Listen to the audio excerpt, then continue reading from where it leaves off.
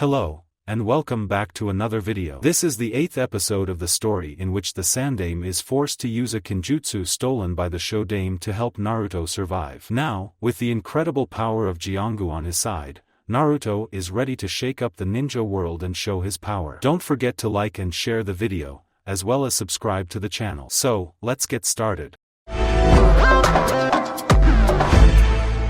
Konoha streets, everyone head to the shelters. Come on, quickly. A jounin shouted as he directed the panicking civilians towards the shelters. The Oto and Suna Shinobi have left the stadium and were now out in Konoha. Many buildings were destroyed and rubble filled the streets as explosions went off now and then.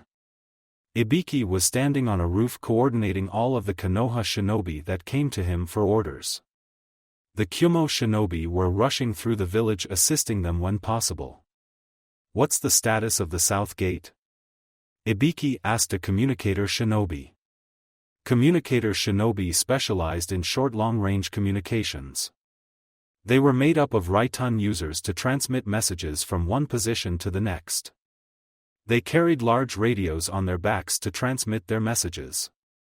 Unlike the Yamanaka, who needed to remain still while transmitting messages, these shinobi were able to talk while moving. They're holding out, but need backup now, he replied. They say that there's a summoning circle just beyond their firing range and that the enemy is almost done with whatever they're bringing out. Squad 12, head over there and give them the backup they need. Ibiki ordered. Hi, they jumped away and raced towards the wall, where the smoke began to rise into the air. Report from the stadium. The Uzumaki kid is handling the Ichibi with that new summon of his, another communicator reported. That fire creature we were told about, right? Ibiki asked. He received a nod in confirmation. Incoming report from the market district.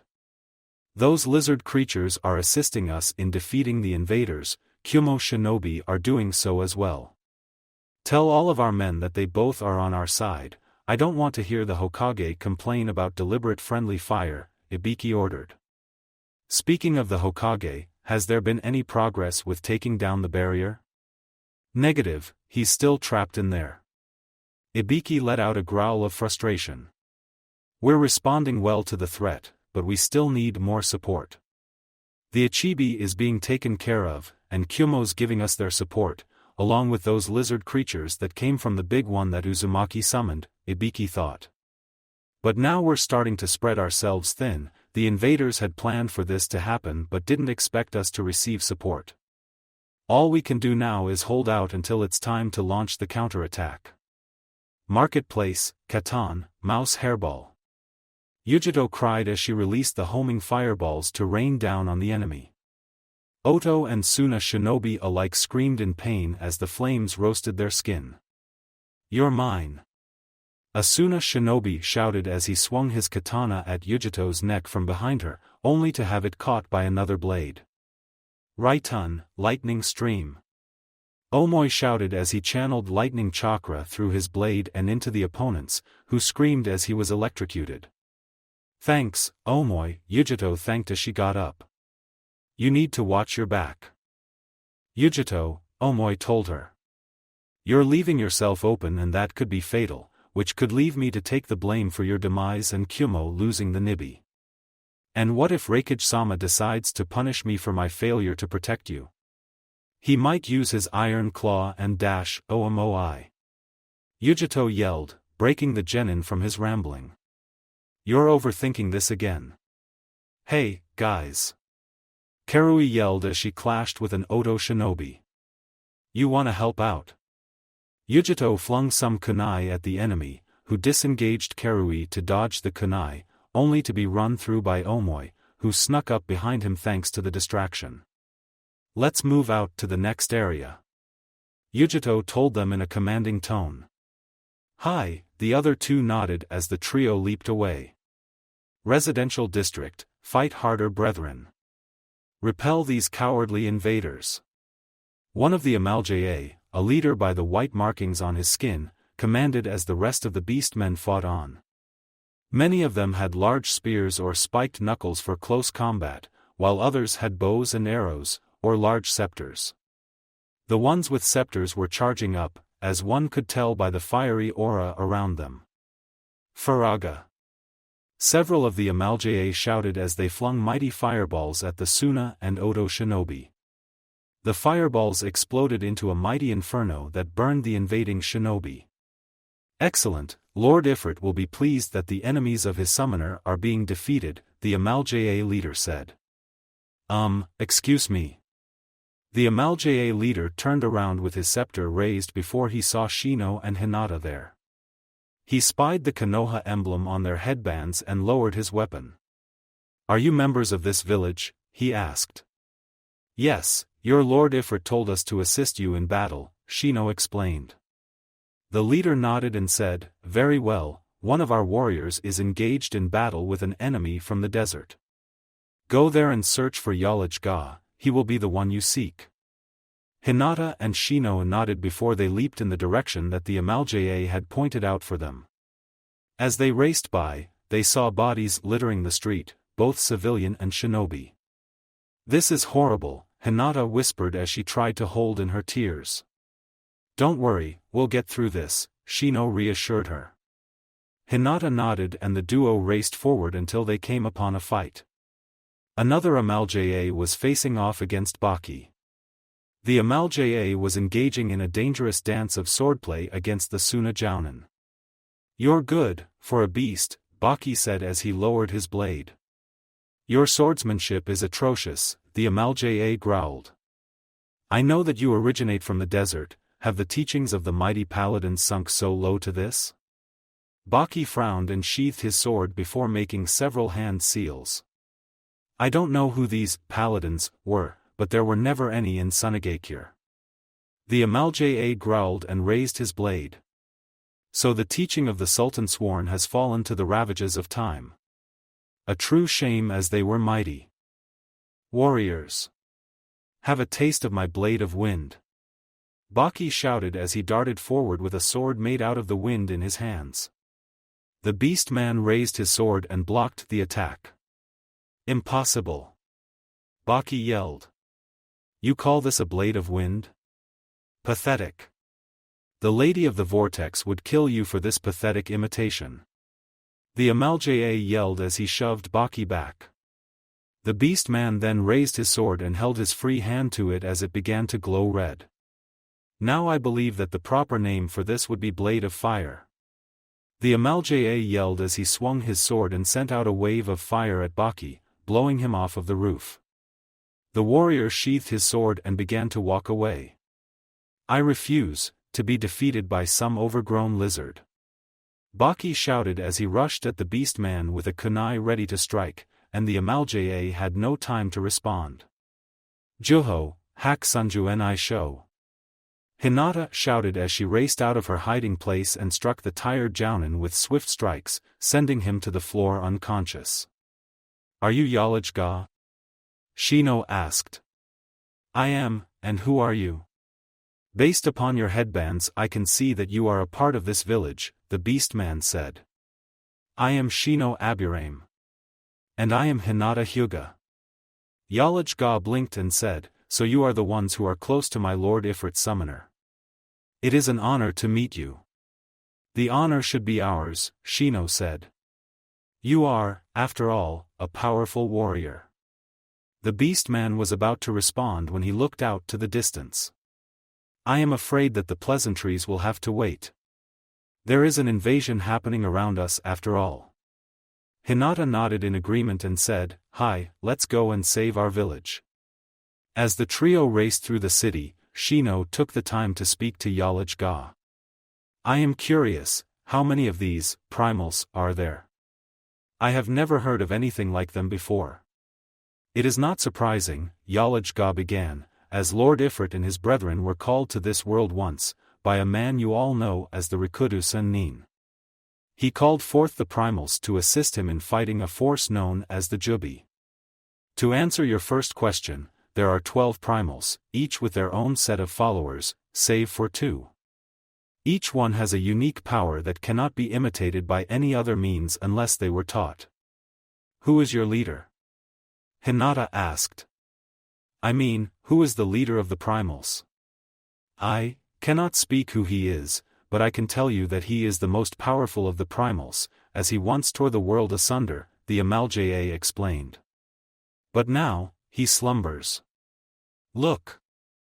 Hinata shouted as she pointed ahead. The trio looked and saw that there was a large group of Oto and Suna shinobi charging through the streets. Let's go! Shino said as he pushed himself to go faster. Wait! Yalajga shouted. That's where the ambush is. What ambush? Hinata asked as she and Shino turned around to face the beast man. Suddenly, they heard cries of pain and looked to see that most of the shinobi were impaled by arrows. They looked and saw that there were Amaljae dressed in blue leather as opposed to the normal red that they saw. The Brotherhood of Ash, while they do not worship Lord Ifrit like those of us garbed in red, they will still work alongside us, Yalajga explained. Unlike how the relations of our ancient ancestors were long ago. But this is no time for that, we must fight. The Amaljae roared as he leaped into the fray, with Shino and Hinata following him. Southern District, one of Naruto's Jiongu clones was stealthily moving through the street. Its eyes were constantly searching for a Suna shinobi that had futon as their main affinity, while its twin searched for Raiton among the Oto shinobi in another part of the village. Quickly! We need to move it. The clone stopped and hid behind a dumpster and peeking around to see that a part of 3 Suna shinobi was regrouping behind the building it was near. You guys remember the plan? The apparent leader asked. Right, we plant explosion tags along the entire district and blow it sky high. That'll send these tree huggers into an even bigger panic, another one said. You remember your part, Yuma? The leader asked the only female. Yes, my futon will slice up anyone who gets in our way, she said in a serious tone. The clone's eyes widened as it finally found the target. And just in time too, as it was running on just over 20% of chakra. The clone began to follow the 3 Suna shinobi as discreetly as possible, all while waiting for the perfect opportunity to strike. The 3 shinobi were quickly moving through the streets while placing explosion tags on several buildings throughout the whole area. This is too easy. The cocky male shouted. There's nobody here. Shut up, the leader hissed. Are you trying to attract attention to us? Hey guys, Yuma whispered. We're not alone. She then turned around and launched a blast of wind at a pile of rubble, blowing it away. When the dust settled, the 3 Suna shinobi could see the Naruto clone down on one knee. Just one piece of cake, the cocky one grinned as he rushed forward.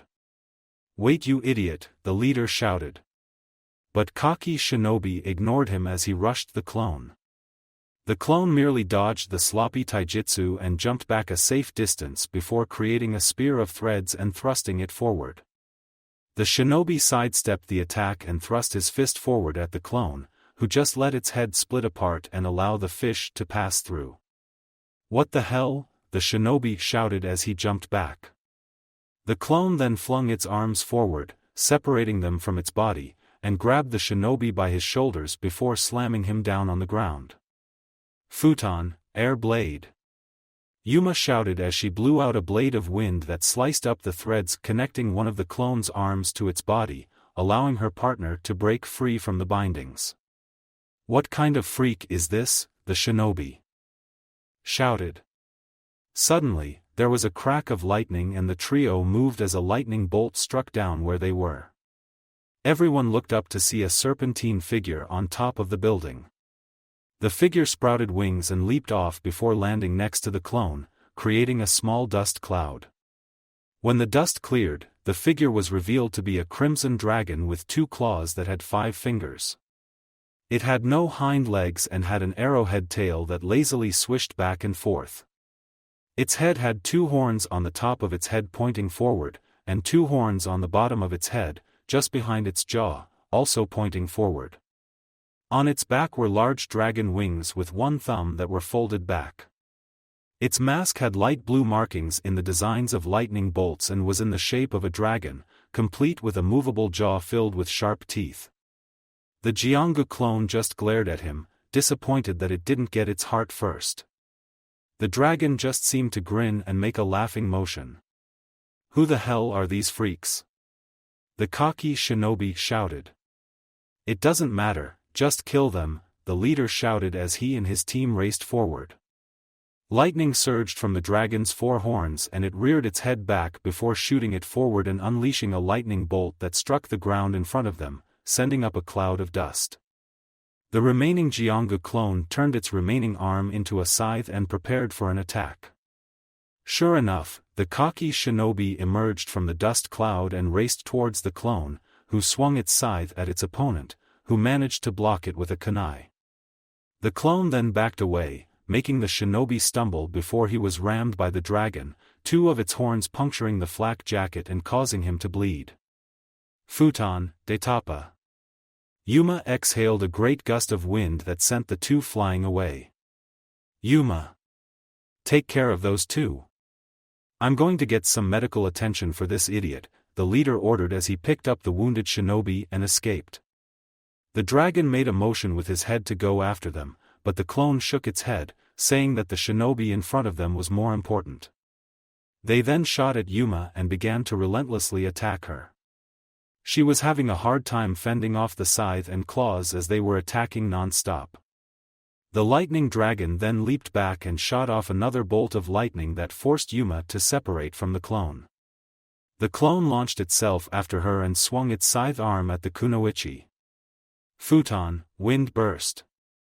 Yuma blew out a burst of air that sent her further back away from the clone. She landed on the floor, but let out a surprised gasp as the lightning dragon was upon her once more, unleashing a lightning blast. Yuma could only brace herself as she was slammed with hundreds of volts of electricity. She then let out another gasp, only this time it was of pain. She weakly looked down to see that the clone had stuck its scythe into her before violently ripping it out of her, taking her heart and spreading her life fluid across the street. The clone was staring at the beating heart that was contained within the scythe, already feeling the chakra replenishing it. The clone gave off a feral grin as it burst apart into a mass of squirming red tendrils, shaping itself into a figure that the real Naruto wished it to be. When it stopped, the new creature was revealed to be a dragon like its lightning counterpart. The only differences were that it had crown horns sticking out from the back of its head in a half-sun fashion. Its wings looked heavier and had 3 thumbs. Its mask looked similar to its counterpart, only with the markings being green instead of light blue. The two beings stared at each other for a moment before nodding. They flapped their wings and took off, heading deeper into the city. South Gate. At this part, I just can't help but hear the music from the Steps of Faith playing. Quickly! Charge into the village! A commanding Otonin ordered as his subordinates marched forward alongside Suna Shinobi. They charged through the destroyed gates as the 3-headed snakes crushed everything in their path. Damn it! Ibiki cursed as he watched the destruction from a nearby command post. Do you require aid in this position? Ibiki turned around to see an Amaljae wearing a mask and carrying an important-looking staff. Who are you? Ibiki demanded. I am Kamaj Ga, chieftain in charge of the Amaljae forces who are defending your village. I am to coordinate the forces of my people while Lord Ifrit handles the Ichibi, the beastman explained. Just then, an enormous pillar of fire erupted from the arena. Or to be more precise, handled. You mean that the Uzumaki kid already took down the Ichibi, a Jounin shouted. With the assistance of Lord Ifrit of course, Kamaj Ga reminded him. Now all that remains is to dispose of these invaders. Do you wish to have prisoners? Yes, we'd like to capture a good number of shinobi from each village, Ibiki said. But right now we need to focus on taking care of that snake. See Commander Ibiki. Look! A Jounin shouted as he pointed towards a taller building. A familiar figure with white hair could be seen in a ridiculous pose. "Is that Jiraiya-sama?" Ibiki shouted incredulously. The toad Sannin leaped into the air above the snake and weaved several hand seals. Kuchios no Jutsu, Food Cart Destroyer. In a large poof of smoke, a large purple toad with a shield and Susumata came crashing down on top of the snake. "Nice job, Ken," Jiraiya said to the toad. "Thank you, but I believe I was too clumsy," the toad said as he vanished, leaving behind the corpse of the snake. "I believe that takes care of your snake problem," the beast man said to Ibiki, who just shook his head and muttered something under his breath. "Commander Ibiki, I have news you would want to hear," a Chunin said as he appeared next to the famous interrogator. "What is it?" he asked. "We detained the 2 Oto Genin who were in the matches today. Both of them surrendered willingly, and when questioned why they claimed that they discovered that they were going to be used as sacrifices, he explained. Knowing that snake, I wouldn't put it past him," Ibiki muttered. "Keep a close eye on them, I don't want to take any chances." "Yes sir," the Chunin exclaimed as he vanished into a shunshin. Kamage-ga then turned to the scarred interrogator and asked, "Is there anywhere you need my people to be? Are they good at making a charge?" Ibiki asked. "They will charge the enemy without fear," the chieftain proudly told him. Ibiki nodded and brought the beast man over to a map of the village. "We need your people to push a large amount of the enemy into this ambush point. Once there, we can take them out easily." Kamage-ga nodded and held his staff in both hands as he chanted some strange words. 3 orbs that were glowing a bright red began to circle him before they vanished and a small sphere of fire appeared before him. The sphere vanished and in its place was a small version of Ifrit who was floating above the ground and was missing its lower body. "Go and deliver the message to the rest of the warriors, make sure that they understand what the plan is," Kamage-ga told the small Ifrit, who nodded and floated away towards where the other Amalja were. "What was that thing?" Ibiki asked. "An Iji, a being that holds a small portion of the power of a primal. This was granted to me by Lord Ifrit. I use him as either a messenger or fighter."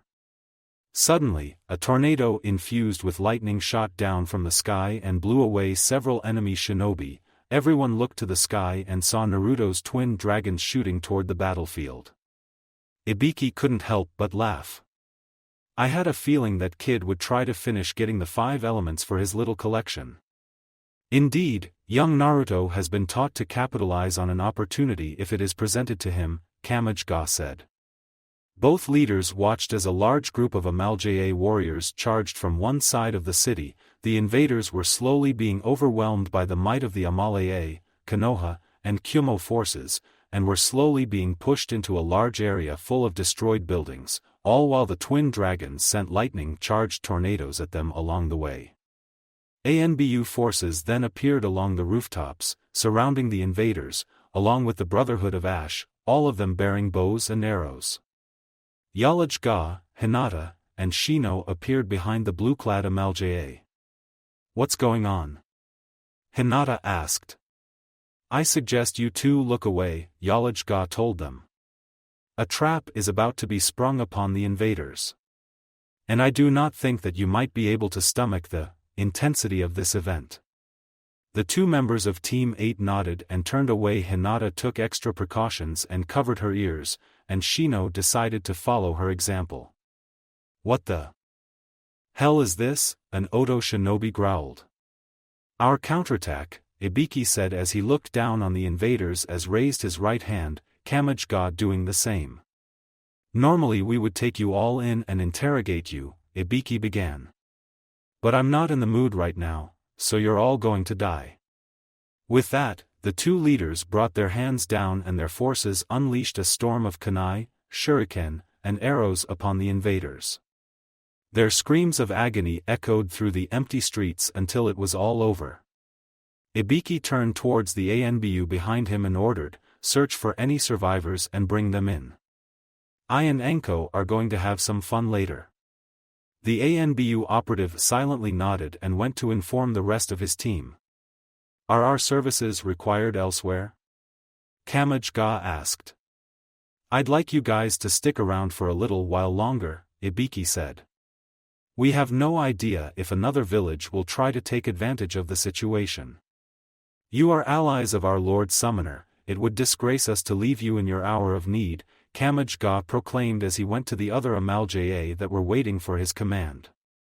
Commander, the barrier that Hokage-sama was trapped in has fallen, a Jounin informed him.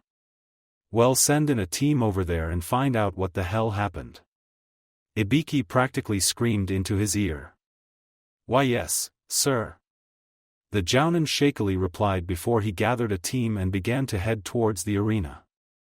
Over by Hinata and Shino, the two were looking over Naruto's recent additions to his collection. These two look to be very powerful, Shino noted. Especially because they can attack from the air. Indeed, but I think that each one of Naruto's hearts has its strengths, Hinata told him. It's all about the situation. You are correct in that statement, Shino agreed. Shall we go and check up on Naruto, and make sure that he is going to be able to take you out on a date? Shino. Hinata squeaked as she pulled her face into her jacket while the young Aburame smirked in amusement. The two Jiongu creations just looked at them before shrugging in confusion. Chunin Exam Stadium, Ifrit let out a low growl as he glared heated daggers at the bijou before him. The Lord of the Inferno's body was emitting large levels of heat, but none of it seemed to be affecting Naruto in any way as he stood off the primal's back. I wonder if you'll push him to the point where he'll be desperate enough to use the Bijudama? Kurama wondered. I hope not, Naruto thought. Take this, you oversized lizard. Shikaku laughed as he sent a wave of sand at the primal. Ifrit crouched down and leaped into the air as the sand passed underneath him. He landed on the ground and reared back as the fiery aura around him grew larger. Crimson Cyclone. Ifrit roared as he launched himself forward and tore a hole through Shikaku's torso. Naruto was holding on for dear life on one of Ifrit's spines. Once the primal landed on the ground, Naruto faced Shikaku and began to weave hand seals. Jiongu, Koshiryu no Jutsu. Naruto launched a thread dragon at Shikaku and had the construct clamp down on his arm. The young Jinchuriki then raced up the makeshift bridge in an attempt to get to Gaara, who was asleep on Shikaku's forehead. The large bijou noticed this and shook his arm, dislodging the dragon and sending Naruto plummeting to the ground. Where do you think you're going, little insect? I surely do not think that you're trying to wake up my little puppet here. Because that would make me angry. A smart idea, though it was poorly executed, Ifrit told Naruto as he caught him. The only way we can wake up the host is by destroying Shikaku's physical body long enough for the boy to be unprotected. And how are we going to do that? Naruto asked. While we fight, I will be putting aside energy for me to use my ultimate attack.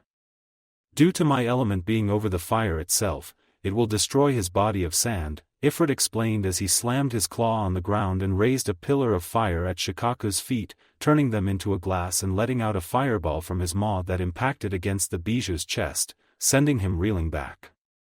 In the stands, Kushina was nothing but a red blur of death. She sped through the Oto and Suna shinobi, cutting them down with her sword in a beautiful, yet deadly fashion. She stopped for a moment and looked over at the arena, seeing Ifrit turning Shikaku's feet to glass and launching the fireball before she turned back and raised her sword to block a blow from an incoming enemy, who she quickly decapitated. 31. Zabuza shouted as he cleaved an enemy in half with his giant sword. Impressive, Zabuza-san. Guy praised, but I am at 32, he shouted as he kicked a shinobi through the wall. You're getting slow, Guy, Kakashi drawled as he threw a kunai into a Suna shinobi's throat. I'm at 34 already. Asuma chuckled at the trio's antics as he turned to Kurenai. Those three are cleaning the house. At this rate, there won't be enough for our little contest. Perhaps you should pick up the pace then, Kurenai told him as she casually walked up to a shinobi she trapped in a genjutsu and slit her throat. I'm ahead of you by 2 now. At this rate, you'll have to pay for dinner. Asuma clicked his teeth in frustration and looked around for more shinobi. On the other side of the arena, Fu was busy dealing with her opponents. Normally, she wouldn't be able to handle multiple opponents, but her scale powder was able to help her even the odds somewhat. "Come out, little girl, we won't hurt you much," a vicious Oto shinobi chuckled darkly. Fu narrowed her eyes and flung a kunai at the offending shinobi, catching him in the shoulder. "Ag! You bitch! You're gonna pay for this," the shinobi yelled as he ripped the kunai out of his shoulder and began to stalk through the powder for Fu. "Don't mess her up too bad, then we can't have any fun later," his partner called out with a crazed chuckle. Fu couldn't help but shudder at the implications. "Don't worry, Fu-chan. I'll protect you from these bad people," Chomei shouted. "I'll ram my horn so far up their butts they'll never be able to sit down again." The young Jinchuriki giggled internally and thanked the insect-like bijou before she turned her attention back to her opponents and pulled out 2 kunai. She exited to the edge of the scale powder and smashed them against each other, creating the spark that sealed their fate. The powder erupted into an explosion that killed the Oto shinobi that were still inside. Fu grinned in triumph and quickly moved away to find some more enemies. "Arena, please tell me that making him angry isn't part of your plan," Naruto shouted as Ifrit jumped away from another wave of sand as let out a stream of fire at Shikaku. "His anger will make him reckless, allowing him to create mistakes that I shall capitalize upon," Ifrit explained as he turned Shikaku's claw into a glass before shattering it with his horns. Naruto weaved some hand seals and Fox popped its head out and opened its mouth. "Katan, Zukoku." A small fireball shot out and turned into a large wave of fire that managed to turn Shikaku's legs to the glass again. "Stop doing that!" Shikaku roared as he created a large wave of sand that rushed towards the two. Ifrit slammed his claw onto the ground and several circles of fire appeared in front of them. "Radiant plume!" Ifrit roared as the circles erupted into large pillars of fire that protected them from the sand. "Infernal howl!" He then shot out a fireball that slammed into Shikaku's face, causing the bijou to reel back from the attack as his face reformed. "We need to end this quickly before he decides to use the Bijudama," Naruto yelled as Ifrit jumped away from another one of Shikaku's attacks. "I have nearly gained enough energy, we need only several minutes," Ifrit told him as he let loose another stream of fire. "I hope that we can last that long," Naruto hoped as he fired off several streams of his fire from Fox's mask. The flames caused small parts of Shikaku's body to harden and fall off before being replaced. Stands, Hayashi Hyuga had fought through the Third Great Ninja War. He had seen many horrors that would send any lesser men insane. So taking care of any invaders who came near him while watching Kushina decimate them was nothing to him. He slammed his palm into an enemy's chest and instantly stopped her heart, causing her to crumple to the ground in a lifeless heap. He quickly turned back and saw that his nephew was looking around, shock and horror etched into his features. He had expected this, as none of the new generations had experienced something akin to war. The only exception to that would be Naruto from when he had taken his first heart. At least Hitomi would be able to protect the girls and him if he didn't snap out of it. With that thought in mind, he turned around and leapt back into the fight. Wee! Hayashi looked up in shock as Killer Bee dropped down from above and began to take out Oto and Suna Shinobi with his unique sword style. "Don't fear me, I'm the rapping Killer Bee. I'm here to stay, so how about we play?" "We." Hayashi just blinked and shook his head as he continued to fight against the invaders. He noticed a Suna Shinobi going to stab him with his sword, and turned to intercept. But before he could fully turn, 2 of Killer Bee's swords impaled the ninja and killed him on the spot. "Hey, old man Hyuga. My bro wants me to help ya." Killer Bee rapped as he collected his swords and jumped onto an enemy ninja. "Come on, I'm your bud, so don't be a stick in the mud." "I'm going to need a drink after this," Hayashi muttered. "You'll do no such thing," Hitomi yelled. The Hyuga patriarch grumbled under his breath before jumping back into the fray. Kushina blurred through 3 shinobi before flicking her sword to her side, causing them to fall apart into tiny pieces of flesh and bone. She then shot 3 of her chakra chains towards a small group of shinobi, piercing them like a shish kebab before she threw the bodies away, not caring where they landed at the time. These people will pay for interrupting my Sochi match. Kushina raged as she sliced through many more shinobi. Arena, burn! Ifrit roared as he incinerated Shikaku's arm once again. The Ichibi swung his other arm at the Lord of the Inferno, knocking him back onto the ground. Naruto was holding onto one of Ifrit's horns for dear life, as the primal decided to be more mobile in his fight with the Bijou. Ifrit growled and sent out 3 pulses of Vulcan bursts that sent Shikaku back before he released a wave of blue fire from his maw, creating a ring of fire around the Ichibi. The primal's eyes burned a bright red before he roared, "My flames shall consume thy body and soul both." He then let loose a stream of white fire that caused Shikaku to cry out in pain. The Bijou pulled in a large amount of air before he released it in another Rankuden. Doton, Doriahiki. Naruto cried as he created a large stone wall to defend himself and Ifrit from the attack. The wall still crumbled from the Bijou's attack but was able to defend the duo. Your control over the element of earth has improved, Ifrit noted. Well, when your teacher says that you either learn or get thrown off the platform, you tend to pay attention, Naruto chuckled nervously. Time to die. Shikaku screamed as he lunged forward to take a bite out of the primal and Jinchuriki. The Lord of the Inferno grabbed Naruto and leapt back to avoid Shikaku's massive jaws as they clamped down on where they were. How much longer? Naruto shouted as he dodged an incoming sand spear. None. Prepare yourself. Ifrit warned him.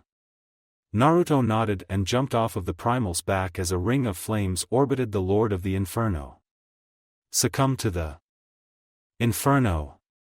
Ifrit roared as he slammed his claws on the ground, causing 10 orange lights to come from the floor. Shikaku looked on in fear as 10 orange constructs in the shape of nails emerged from the ground. Stance, Ka-chan. Hanabi screamed as she watched her mother fight off a Suna shinobi. Turn away, Hanabi. Hitomi shouted as she pushed him away before slamming her palm against his chest, causing him to crumple to the ground in a lifeless heap. Niji was having problems with his opponent, as he wasn't as skilled as Hitomi or Hayashi. He was just barely managing to hold off his opponent, who was highly skilled in taijutsu. Is this the ultimate taijutsu of the Hyuga clan? He mocked. You're out of your league, kid. Give up and I may give you a swift end. Niji grunted as he tried to push the shinobi back so he could try and attack, but he wasn't getting anywhere. Incoming. Both of them looked up and the shinobi received a pair of shoes to his face, causing him to stumble back and allowing Niji to shut down his arms and legs before knocking him unconscious. Niji looked up and saw that it was Fu who had assisted him. No need to thank me. Just doing my duty as your friendly neighborhood bug gal. Fu shouted before she flew off. Niji could only blink in bewilderment as he tried to comprehend what happened. She was a bit funny, wasn't she? Natsumi giggled at her friend. Yeah. Hanabi agreed. Hitomi couldn't help but smile, seeing that the children weren't traumatized by the events happening around them. Hey! That big lizard guy is starting to glow. Hanabi shouted. Hitomi turned around and saw what her daughter was talking about as her eyes widened. Hayashi! Hitomi shouted, getting her husband's attention. The Hyuga patriarch turned to his wife and saw what she was pointing to, and his eyes widened in shock. Take cover! Hayashi shouted as he grabbed Niji and hid behind a pillar, while Hitomi grabbed the girls and followed his lead. All of the Konoha and Kyumo shinobi heard his warning and followed his lead, while the invaders weren't so lucky. The next thing they knew, the world erupted into fire. Arena, Naruto looked on in awe as Ifrit was surrounded by floating nails. Each of them was emitting enough heat to make them give off a large amount of steam that created a small cloud above them. Ifrit reared back his claws and threw them forward, sending the nail at Shikaku. No! Stay away! Shikaku cried out in terror as he tried to bat away the nails. They weaved through his strikes and impaled themselves into him. 2 on each arm, 2 on each leg. 1 in his chest, and 1 in his tail. Shikaku struggled madly to get them out as he was pinned to the ground, the nail seemingly taking away his mobility. Greya! Rag! Ifrit roared into the sky as flames danced around his body. He leapt up into the air and landed on Shikaku's chest, the heat emanating from him causing the sand to harden. Quickly! Thy soul shall burn for eternity. Ifrit growled as he leaped up and began to charge up energy. Naruto quickly surrounded himself with a dome of the earth in preparation for what was to come. Hellfire! Ifrit roared as several spheres of fire appeared around him. The spheres exploded upwards as an enormous pillar of fire engulfed Shikaku and most of the arena, bathing the entire area in Ifrit's flames. When the flames died out, the entire floor of the arena was devoid of all plant life and charred by the flames. Naruto's dome fell away as he looked around in shock at the power of the attack, and when he looked at Shikaku, his jaw dropped.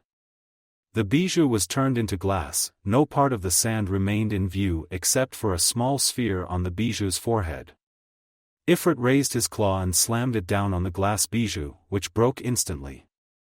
The sphere of sand fell to the floor and fell apart to reveal a sleeping Gaara. Ifrit grabbed the Jinchuriki and began to heat his claw until Gaara woke up screaming. What have you done? Mother is in pain. Gaara yelled. Ifrit merely tossed him to the ground where he fell in exhaustion. The primal then backed away as Naruto stepped forward. Stay away! Gaara screamed as he quickly backed away. It hurts, doesn't it? Naruto asked. The pain of loneliness, having everyone ignore your existence and wish you would disappear. At this point, Gaara had stopped and listened to his fellow Jinchuriki. The only difference between you and me is that I let people into my life while you pushed them away. Because I love my precious people and want to keep them safe, I can fight anyone and win. A blast of wind caused the Uzumaki to jump back, as Temari and Kankuro dropped down and stood in front of Gaara. Get back! Kankuro shouted as he brought out his puppet. Temari unfurled her fan and prepared to attack. Temari, Kankuro, Gaara began. His siblings looked back at him as he had his head down. No more, I've had enough. Gaara. Temari whispered as she looked at her youngest brother. Can you forgive me? Gaara asked. Temari just dropped her fan as she pulled her brother into a hug. Kankuro just smiled and returned his puppet into place. Come on, let's get out of here, he said as he picked up Temari's fan. The Sand siblings then quickly left the arena. Are you sure it was wise to let them go? Kurama asked. There's no need to go after them, they're done fighting, Naruto told him. A wise choice, young one, I can tell that they have no more desire to be a part of this invasion, Ifrit told his summoner. Now come. I can sense foul energy coming from high above us. GG. Naruto gasped as he remembered that the Hokage was fighting above them. He quickly climbed onto Ifrit's back but faltered as he felt a moment of weakness come over him.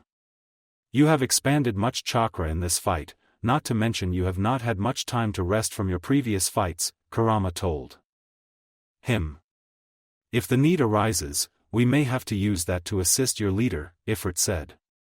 But I thought that you and the others said that I should be older before attempting to try that out. Naruto argued. Fear not, for I shall be the one in control, not you. You will not run the risk of losing yourself if we attempt it this way, Ifrit said to him. Naruto nodded and grabbed hold of Ifrit's spines as the Lord of the Inferno leapt up quickly. Hang on, GG. We're coming. Kage Booth, Hiruzen Sarutobi grits his teeth in rage as his fallen student performed the unspeakable act of using the Edo Tensei to bring back his two predecessors. Saru? Is that you? Hashirama Senju, the Shodaime Hokage, asked as he squinted his eyes, trying to recognize his aged student. Yes, it's me Hashirama-sensei, Hiruzen answered as he tried to keep himself under control. So we've been brought back with the Edo Tensei, Tobarama Senju, Nidaime Hokage, noted. And I assume that it was you who performed the summoning, he asked as he looked back at Orochimaru. Of course, he replied, after all, bringing you back will make killing Sensei so much easier, and perhaps Tsunade as well.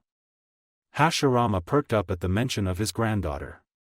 Tsunade, he then looked around before his eyes landed on the female Sannin. Tsuna-chan? Is that you? Tsunade took a shaky breath before answering, Hi, Gigi. It's been a long time since you died. Hashirama smiled fondly and said, Indeed, you've grown into a beautiful woman Tsuna-chan. And I can see that the village has grown as well. Saru, why are you Hokage at that age? You should have made a successor years ago, Tobarama admonished his student. My successor had died 13 years ago when the Kyuubi attacked Konoha, Hiruzen told him. The deceased Hokage raised an eyebrow and asked, why was it not properly contained? Was its Jinchuriki weak? Hiruzen gave off a nervous chuckle and said, to say that she was weak would be saying that you were horrible with Suetun. The seal broke during childbirth and the Yondaime died, sealing the Kyuubi away once again. Who's the blonde man over there? Tobarama asked. Yondaime Raikage, the Raikage answered. I hate to break up this little reunion, but we really must get this moving along. I do have a village to destroy, Orochimaru said as he produced two kunai with tags attached to them. Hiruzen's eyes widened upon seeing the tags and quickly shouted, Get the tags. A quickly activated his Raiton no Yoroi and flashed towards Orochimaru. He managed to knock the kunai away from Tobarama's head, but the Sannin managed to slip the kunai into Hashirama. The Shodaime's eyes lost all emotion and the cracks on his skin and armor disappeared. His skin gained a healthy tone to it. Orochimaru didn't even look disappointed and said, I may not have both of them under my control, but having the Shinobi no Kami under my direct control will make this far easier. You may have one of them under your complete control, but that won't assure you victory today. Hiruzen shouted as he weaved hand seals. Katan, Hozenka no Jutsu.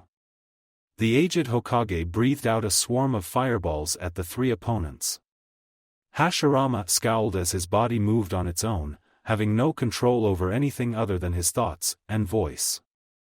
Tsunade, take care of your grandfather, Raikage Dano, please deal with Nidaime-sama.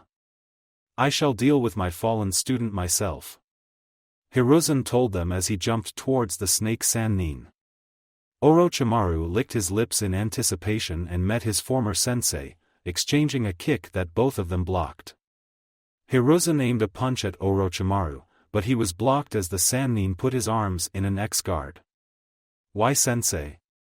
Your strikes aren't as hard as they used to be, Orochimaru taunted. Have you gotten too busy to train? You wish. Hiruzen yelled as he dropped down and swept his feet out to trip Orochimaru. The Rouge Sannin merely leaped over the outstretched legs, but Hiruzen was counting on this. He twisted his body around till he was on his hands before pushing himself up, slamming his feet into the still airborne Nuke Nin, sending him flying back.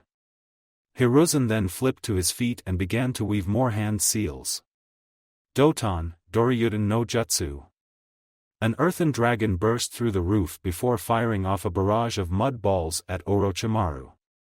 Using his snake-like physique, he managed to slip through the balls while in midair before landing on the ground. Sanaijishu. Orochimaru hissed as a large group of snakes flew out of his sleeves and towards the Sandaime. The aged Hokage weaved several more hand seals and created a blade of wind that he used to slice the snakes into ribbons. He then dashed forward with surprising speed and managed to deliver a 1-2 combo to the fallen Sannin, breaking his ribs if the sound of cracking bones was anything to go by. He finished with a palm strike that sent Orochimaru into a wooden wall. The snake Sannin then opened his mouth wide and proceeded to vomit another Orochimaru out, this one without any wounds on his body. Narrowing his eyes, Hiruzen bit his thumb and weaved hand seals before slamming his hand on the ground. In a puff of smoke, a large, white-furred monkey dressed in armor appeared. He looked around before narrowing his eyes at Orochimaru. "So you're finally going to kill him?" the monkey asked Hiruzen in a hard tone. "Indeed, Enma-san, it's time I fixed my mistake," Hiruzen told him. Enma nodded and clapped his hands together. "Henge, Kongonioi!" Enma cried as he vanished in a cloud of smoke and became a large staff that the Hokage grabbed before taking a stance. Orochimaru frowned slightly before opening his mouth, allowing a snake to emerge. The snake opened its mouth and regurgitated a sword. "The Kusanagi no Tsurugi," Enma said. "Even that blade will still be able to harm me in this form, be careful, Hiruzen." Hiruzen nodded. Before he and Orochimaru leaped at each other. "You must fight harder if you wish to defeat me," Tobirama shouted to A as he sent a barrage of water bullets at the Raikage. He batted them away with his lightning-covered arm before he appeared next to the revived Senju and delivered a heavy chop that managed to cut off his arm. "You need to use a powerful jutsu that will obliterate my body, or at least restrain me until an accomplished Fuinjutsu user can seal me away," Tobirama told him. A scowled. "Lightning straight," he shouted as he flashed forward and burst through the deceased Hokage, nearly obliterating him. "Watch out! My body has become explosion tags," Tobirama shouted. A managed to get away as the resulting explosion destroyed that part of the roof. The Raikage looked back and saw that his opponent was reforming once more. "If B was here, then we could take out this puppet with ease." A growled. Their AB combo would have been able to take out Tobirama, but if it didn't, then B would use his ink to seal him up. Alas, his brother was not here, so he had to deal with the revived Kage himself. Suetun, Suryudun no Jutsu. Tobirama created a water dragon out of thin air and sent it after A. The Sandaime Raikage quickly moved out of the way as the dragon crashed into the roof. He looked up and saw more dragons rushing towards him, causing him to quickly move if he wanted to avoid being crushed. Tobirama then weaved more hand seals and sent out a large vortex of water that managed to hit the Raikage, sending him tumbling across the roof. Lariat. A roared as he cloaked himself in lightning and rushed the Sandaime, slamming his arm into his chest and causing it to burst apart. He looked back and saw that Tobirama was regenerating at a slower pace, but still regenerating nonetheless. "Move!" Tobirama shouted as he weaved hand seals and fired off a barrage of water bullets. A dodged all of the attacks before he fired off a large lightning bolt that the Sandaime dodged. But A reappeared behind him and delivered a cross-chop to the back of Tobirama's head, obliterating it with the power he put into it. However, the deceased Hokage merely reformed several seconds later. "This is gonna take a while," A grumbled as he leaped at Tobirama once more. Tsunade grunted as she dodged the strike sent at her by her grandfather. Hashirama's face held no expression as he mercilessly attacked his flesh and blood. Tsunade may have monstrous strength, but it was nothing compared to Hashirama's power. Thankfully, Orochimaru was forced to seal away most of his strength to control him. Hashirama quickly formed hand seals and sent a barrage of wooden spears at Tsunade. The slug Sannin used her immense strength to shatter the wooden attack before ducking under her grandfather's punch. She grabbed his arm and heaved him over her shoulder, planting his head first into the roof. Tsunade then jumped away as a ring of spiked branches erupted from the ground in an attempt to impale her. She watched Hashirama emerge from the ground and clasp his hands together. The roof began to shake as several large roots emerged from underneath it, all of them heading toward Tsunade. Her eyes widened and she quickly moved out of the way as they crashed down where she was. Tsunade quickly pulled out a kunai with an explosion tag attached to it and flung it at Hashirama. The Shodaime created a wooden wall to block it, causing the explosion to create a large cloud of dust. Hashirama looked around trying to find his granddaughter. Orochimaru had also sealed away his sensory abilities as well. Tsutenkyaku. Tsunade dropped from the sky and delivered an axe kick to Hashirama's head, crushing him and the entire area beneath them.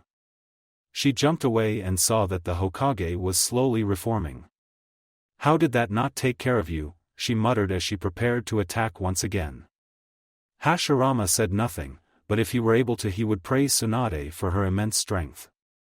Instead, the deceased Hokage weaved more hand seals and slammed his hands on the ground. Spiked roots erupted from all sides around Tsunade and attempted to impale her. The female Sannin pushed the chakra into her legs and leaped up as the roots skewered the ground she was standing on. Oof! Tsunade let out a grunt as something collided with her in midair. She looked back and saw that her former sensei was thrown into her when Orochimaru summoned a snake to knock Hiruzen into the air. "Feel like switching?" Tsunade suggested. Hiruzen looked at her and nodded. He positioned himself facing Hashirama while Tsunade aimed herself at Orochimaru. She placed her feet upon Enma and used her strength to propel both of them toward their new opponents. Hashirama received a staff through the chest before he threw him to the ground. Orochimaru scrambled away as Tsunade destroyed the ground beneath him. She darted forward and drove her fist into the Rouge Sannin's chest, breaking all of the bones in his chest and sending him tumbling away. Orochimaru once again vomited himself up, shedding his skin like the snake he was. He had a disappointed face and said, "Now why would you do that, Tsunade? Sensei and I were reconnecting." "Well, how about I reconnect my fist with your face?"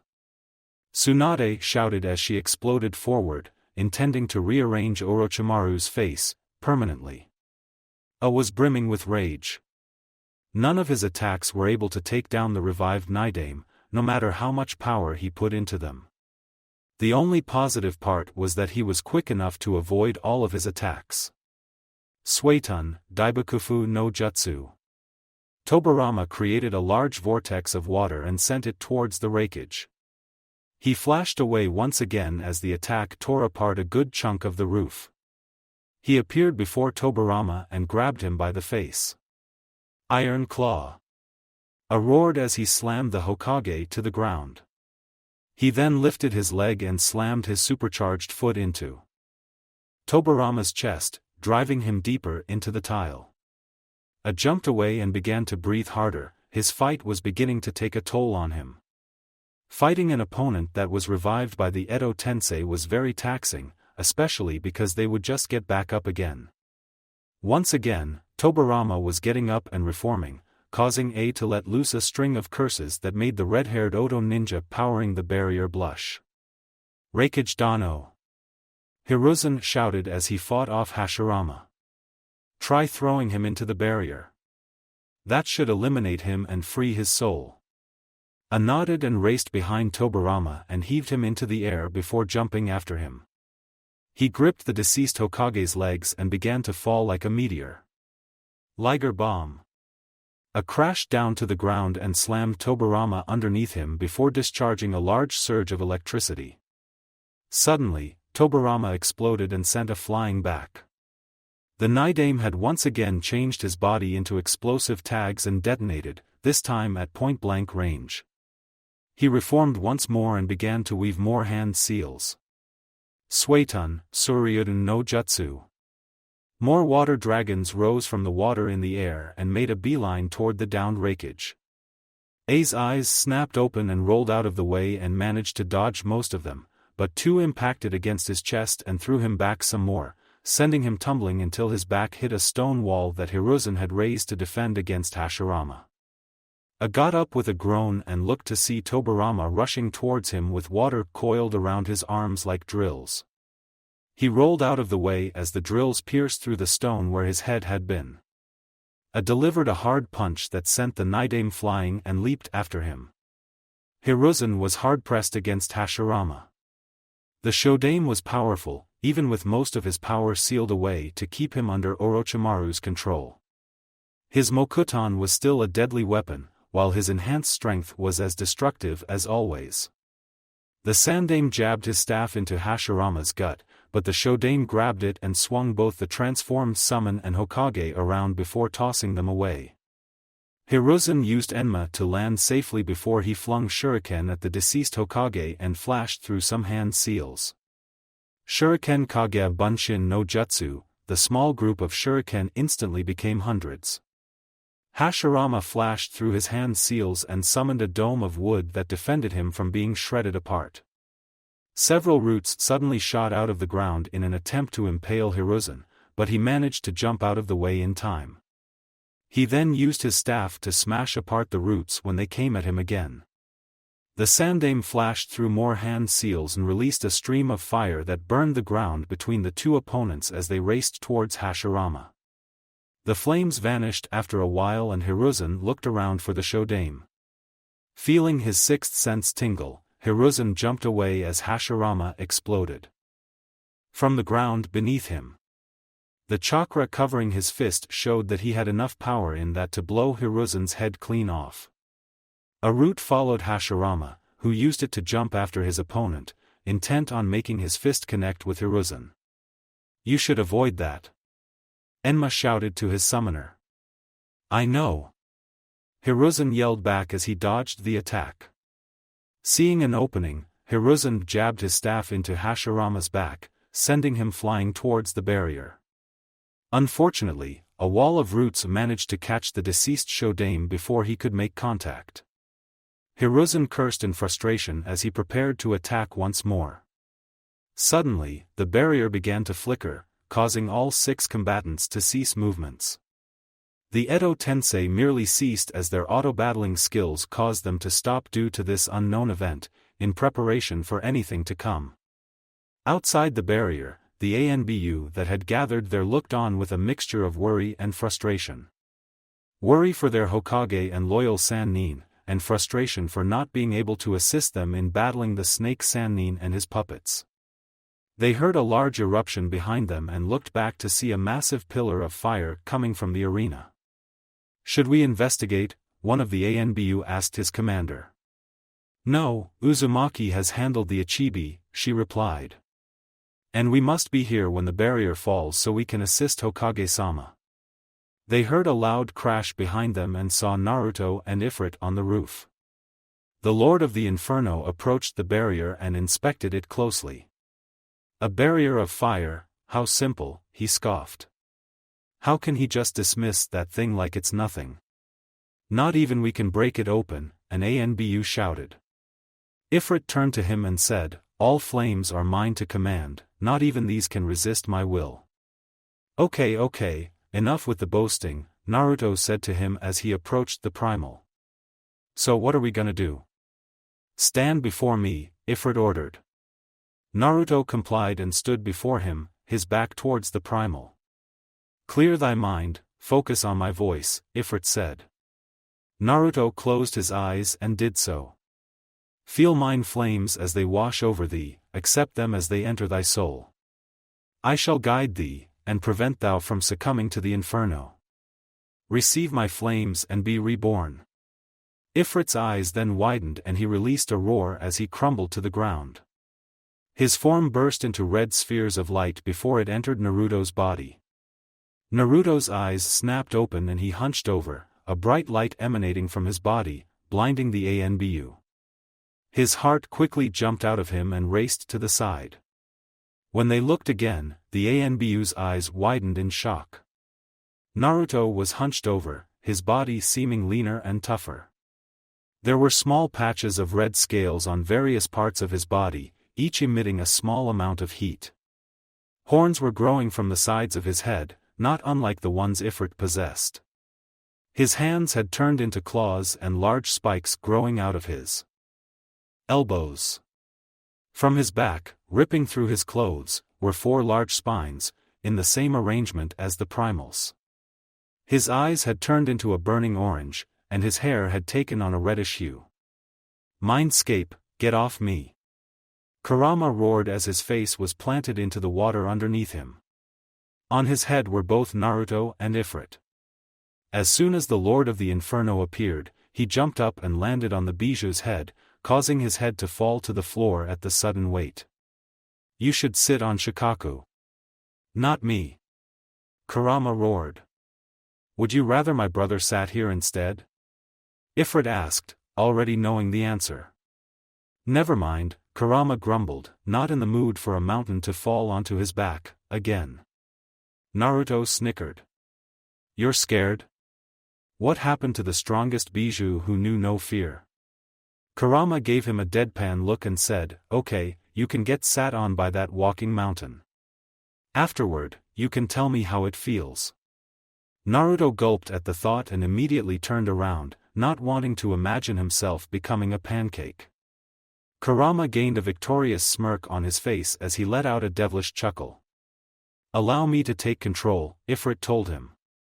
I shall regulate my energy and take down the enemies beyond the barrier. Okay, Naruto agreed as he backed up a bit, allowing the primal to take control of his body. Outside, Naruto's eyes snapped open and he released a primal roar that sent shivers down the Sound Four's spines. What the fuck is this guy? The redhead yelled. Naruto stabbed his claws into the barrier, not getting incinerated to the surprise of everyone. He then proceeded to rip it open and step inside. The destabilizing of a part of the barrier caused it to waver. The Sound Four pumped a large amount of chakra to keep it together.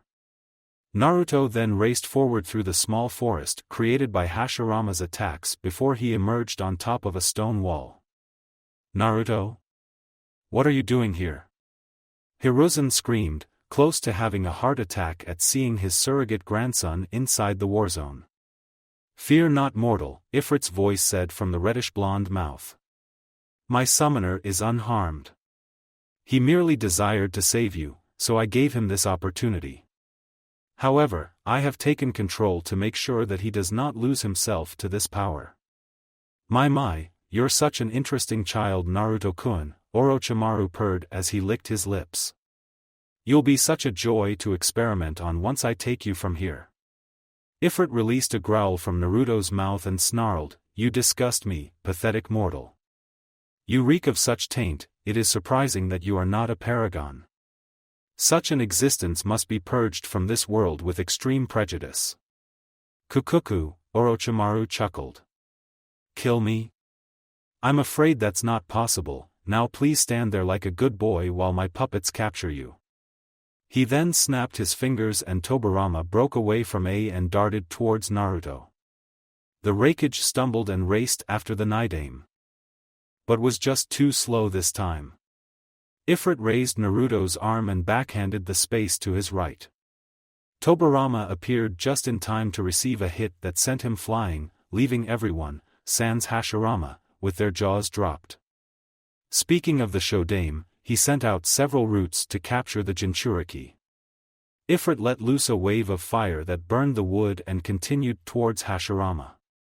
The Shodaime managed to escape mostly unscathed, while in possession of several burns, that were slowly being removed. Is that all?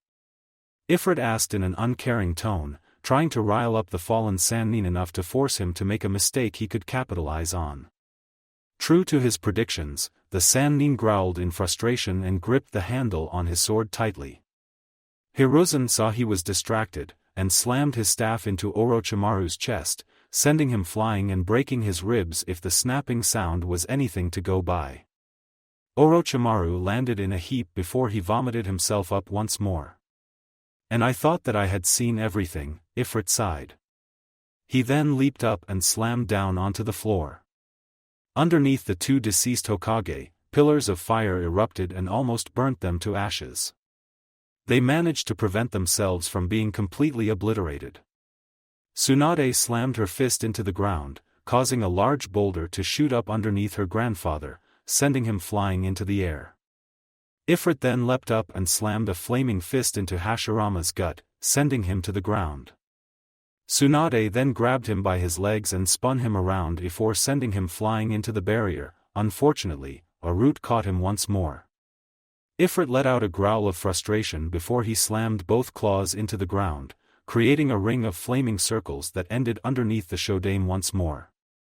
All of them erupted at once, burning the deceased Hokage badly.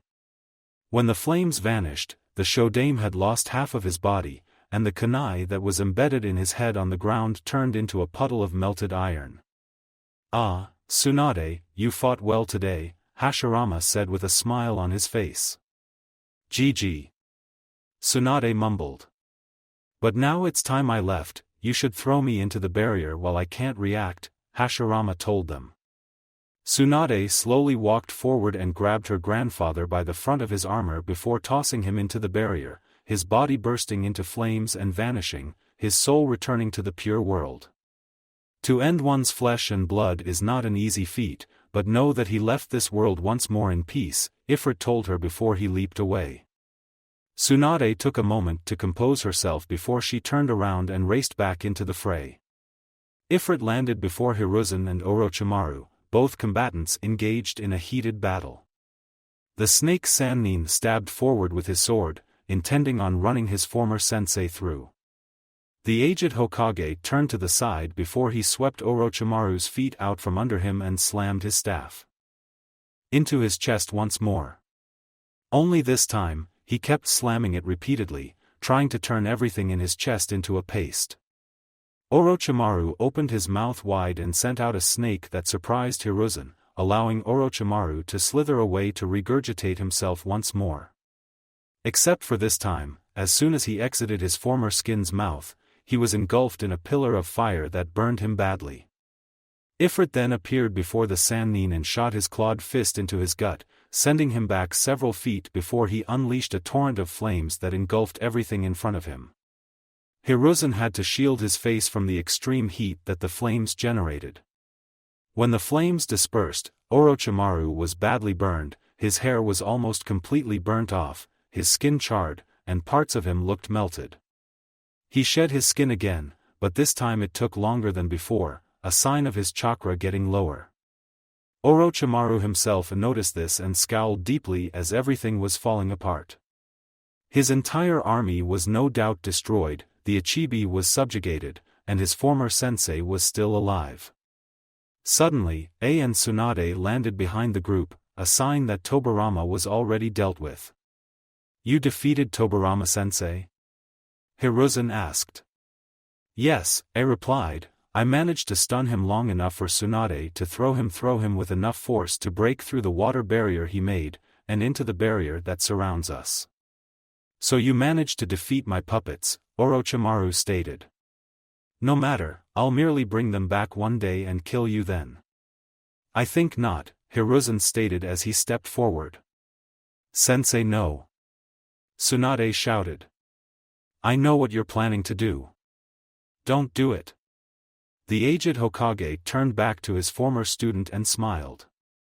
"Don't worry, Tsunade, I believe it's time for the new generation to take a step forward, I'm just going to make the road a bit easier for them." "There is no need to do so," Ifrit stated as he stepped in front of the Sandaime. "I know what you are planning to do, and it is unnecessary. The world still needs you to pass down your knowledge. I have a more effective way of dealing with this pest."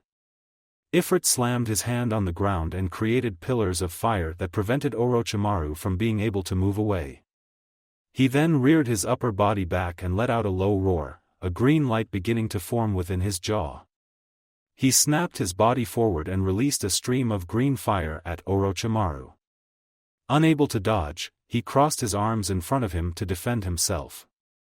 The Sannin screamed in pain as the flames washed over him, burning away at his arms. When Ifrit stopped the stream of fire, Orochimaru dropped down and clutched his arms as they began to take on a dead-like appearance. Not enough to turn them to stone, but enough to destroy the chakra network and almost obliterate the muscles. "He shall never be able to perform another jutsu again," Ifrit stated, shocking everyone. Almost instantly, the barrier dropped and the Sound Four raced towards their fallen master. "Get me out of here, now!" Orochimaru roared, doing his best to resist the pain. The orange-haired one and the one with a lump on his back lifted their leader and leaped away, the ANBU racing after them. The one possessing multiple arms spat out a sticky web that trapped the ANBU long enough for them to escape. Hiruzen sighed and released the tension in his body, the others following suit. Ifrit began to glow before releasing a bright light, blinding everyone. When they opened their eyes again, the primal was back in its true form, with an unconscious Naruto in his claw. He is merely exhausted, Ifrit explained as he handed Naruto to Tsunade, who began to examine him. The day's events have taken their toll on him. It is a wonder he did not collapse after Shikaku's defeat. Who, or rather what, are you? Hiruzen asked. I am Ifrit, Lord of the Inferno, and God to the Amalja, he explained. My kind has gone by many names, but we are commonly known as the Primals. You are one of the ancient ones. Enma realized as he transformed back into an ape. All of the summon clans recognize you as gods among our kind. So you're telling me that this thing is a kami? An asked. The most powerful primal, their leader, has the power to tear the world apart with a single breath, Enma explained. I must now take my leave, there is much to tell my brethren. The world has changed greatly since the time of the sage, Ifrit said. There are still many questions I have, Hiruzen told him. Tell young Naruto that he may summon me when these questions need be answered, I shall answer what I can. For now, I bid you farewell, Ifrit said before he vanished into a fiery light. Hiruzen looked around, seeing all of the damage that the village had suffered. He sighed seeing all of the dead bodies and the wounded being taken away. There is much to do, he sighed. He then walked away, heading out to assist in the recovery, Tsunade heading towards the hospital to assist those already hard at work with healing the wounded after she had placed Naruto in his room for a checkup. A walked off, heading to check on his shinobi. They may be heading off in different directions, heading off to perform different duties, but they all had the same overall goal in mind. Recovery. Konoha Hokage Tower 1 week later, Hiruzen sighed as he read another report on the destruction done to the village. Thankfully, the assistance of Kyumo and the Amalja had prevented the damage from becoming too great. Speaking of the Kyumo shinobi, they had departed for home only 2 days ago, needing to return to their village. I had promised to send some supplies for rebuilding, which Hiruzen was very grateful for. Jiraiya, Hiruzen began, catching the attention of his old student who was just entering the room, please tell me that there's some good news.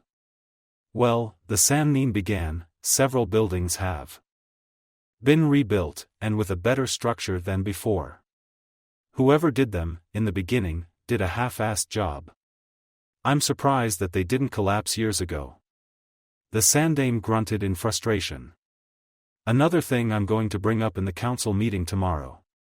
I swear this invasion revealed more problems within our village than we ever knew about. Look at it this way, Jiraiya began in a jovial tone, now you can get rid of some idiots without having to give a false reason. Hiruzen shook his head and turned to face his former student. So, have the Toad said anything about that Ifrit character? When I went to the elder Toad sage, he gave me quite a story, Jiraiya began.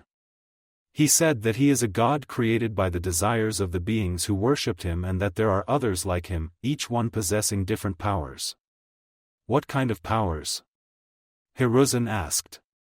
One of them can create hurricanes with a flick of the wrist, another can make a tidal wave with a flick of the tail, and one can even cut down any opponent with a single slash of his sword, Jiraiya explained. These are not beings we should anger in any way, Hiruzen told him. Don't worry. Jiraiya said. Naruto can summon them, meaning that we're safe from getting maimed by them. Speaking of Naruto, Hiruzen began, has Tsunade made any guesses as to when he will awaken? Jiraiya nodded his head. She said that he should wake up either today or tomorrow. The kid exhausted himself that day. Fighting the unstable Uchiha, taking on an insane Jinchuriki, summoning a deity that no doubt took a toll on his reserves, and merging with said deity to assist me in dealing with Orochimaru, Hiruzen noted. I'm amazed that he managed to last as long as he did. Kid's got an ungodly amount of stamina, Jiraiya reminded him. Hiruzen nodded in agreement as he continued to look through reports. Konoha General Hospital. The entire hospital was busier than normal, with all of the victims of the invasion having been brought in. Thankfully, with Tsunade around, healing the injured was a faster process than how it would be otherwise. The Amalja were a godsend as well, with their healers being able to instantly heal those who had cuts, bruises, or other injuries on their skin. Unfortunately, their magic was unable to properly heal broken bones and other internal injuries, which was evident when Tsunade had to re-break a Chunon's bone and heal it differently. While this was going on the lower floors of the hospital, more important events were happening on the upper floors, specifically in one room. Naruto Uzumaki lay asleep in a hospital bed, and his sister Natsumi lay asleep with her head resting on the side of the bed, tightly grasping her brother's hand. His heart was released in different parts of the room. The new hearts added to Naruto's arsenal were perched outside the window. Fox lay underneath the bed, Titan stood in the corner of the room, and Crab had scuttled the way onto the ceiling. Shredder was still sealed up in his scroll, as only Naruto could release him. The door opened and Kushina walked inside. She completely broke down when she first saw her firstborn in a hospital bed days ago, and while she had grown stronger emotionally, it still hurt her to see it. She looked toward her daughter and smiled warmly, seeing how much Natsumi cared for Naruto. She walked over to Natsumi and softly shook her shoulder. The young girl groggily woke up and rubbed her sleepy eyes as she looked around, her eyes settling on her mother. "Ka-chan?" Natsumi sleepily asked. "Natsumi, do you want something to eat?" Kushina asked softly. The youngest Uzumaki nodded and laid her head back down on the bed before grasping Naruto's hand again. Kushina walked over to the head of the bed and brushed back Naruto's hair before planting a soft kiss on his forehead. "Please wake up soon," she pleaded before leaving the room. "Mindscape," Kurama sighed once more as he glanced at his snout. Laying down in a lifeless heap was one Naruto Uzumaki. The young boy had fallen unconscious in his mind as well, and for good reason. The entire day had taken an absolute monster of a toll on his body, not to mention the sudden entrance and exit of Ifrit's essence straining his chakra. "When do you suppose he will wake up?" Jiyu asked. "It's been quite a while, so it could be either today or tomorrow," Kurama answered. "But based on his chakra activity, I'd say today." "Chakra activity?" Jiyu wondered. "Are you familiar with brain activity?" When Jiyu nodded, the Bijou continued. "It's similar to that, only it can be a sign of the person being awake or asleep. While your brain will be active either way, your chakra will settle down the less active you are. A good sensor can use this to avoid ploys by the opponent or enemy ambushes." "How do you know all this?" Jiyu asked. "I've been sealed inside of 3 hosts. I've had all the time in the world to observe the human body and how it works. You can see how bored I was." Kurama then returned his gaze to his snout and said, "Oh look, he's starting to wake up." And just like that, Naruto's body vanished from his mindscape. Kurama let out a sigh and said, "Of course, he would wake up on the outside first." Outside, Naruto felt strange. He felt really tired, yet felt the need to wake up. How strange was that? Nevertheless, he pushed himself to wake up, his mind wading through the haze that enshrouded his conscious thoughts. Tired eyes slowly opened, looking up at a white ceiling. "I'm inside?" But inside where? He wondered as his eyes looked from side to side. He noted Crab on the ceiling, and Titan standing in the corner. He saw a crimson wing on one side of the window, much to his confusion as he knew of no bird like that native to Konoha. Absently noting that his hand felt warm, he looked over and saw his little sister asleep on the side of his bed, his right hand being grabbed by her own smaller one. He smiled to himself and rubbed the back of her hand with his thumb. "Ni-chan." Natsumi mumbled as her grip got a little tighter. "I'm right here, Natsumi," Naruto said, causing the young girl to stir a little. She slowly cracked an eye open and saw Naruto smiling at her, causing her young mind to quickly process the information she was seeing. "Ni-chan." Natsumi cried as she shot awake. "Good morn, wo." Naruto cried as he was suddenly grabbed into a tight hug. "Ni-chan. Ni-chan. You're awake." Natsumi cried out. Naruto noted that his hospital gown was getting wet, and he realized that she was crying. "I tried to wake you up, but you didn't. I thought that you would stay asleep forever. I didn't want to lose my Ni-chan." "What?" Naruto was both happy and guilty. He was happy that she was worried about him, as it showed how close the both of them had gotten, bringing him closer to his dream of having a family. The guilt came from being the cause of her worry and causing her to cry. So he did what any other big brother would do, he pulled her into a hug and let her cry out her tears of joy. "Natsumi. I heard you crying, what's going on?" Kushina shouted as she kicked the door out the window and burst into the room with her sword drawn. No, she kicked the door so hard that it flew off its hinges and out the window. Kushina looked around for any sort of threat, absently noting that Titan was still standing there and not responding to anything. She looked around again before her eyes landed on her now awake son who was holding his sister in a tight embrace. "Ka-chan, Ka-chan. Ni-chan's awake." Natsumi cried as she tried to hold on to Naruto in a tighter hold. Kushina dropped her sword and raced to Naruto before grabbing both of them in a hug of her own. "You baka. What were you thinking? Making me worry so much." Kushina scolded, trying to sound angry. But the tears falling from her eyes and the quiver in her voice ruined that effect. Naruto felt another wave of guilt wash over him as he saw his mother in such a state. He pulled both of them into a family hug as they let out tears of joy at his recovery. So the Uzumaki family spent the next hour in this state, not caring about anything else in the world. Later, Naruto-kun, Kushina began after she had composed herself, "What was that creature you summoned a week ago?" Naruto sighed, knowing that this question would come up many times from now on. "His name is Ifrit, he's the lord of the inferno and god to the beast men known as the Amalja." "So you summoned a kami?" Kushina asked with wide eyes. Naruto shook his head. "Not a kami, but a kind of lesser deity. Ifrit only has control over all kinds of fire, nothing more. There are other kinds like him, each having control over a specific power or element." "I see," Kushina nodded.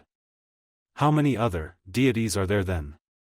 "They go by several names, but are commonly known as primals," Naruto informed her, "and there are about 14 of them." "Wow," Kushina gasped, not expecting there to be that much. "Oh. You're awake." Everyone looked over to see Shizun at the doorway, or what has left of it anyway. "Shizun Ne-chan. Look. Ni-chan's awake."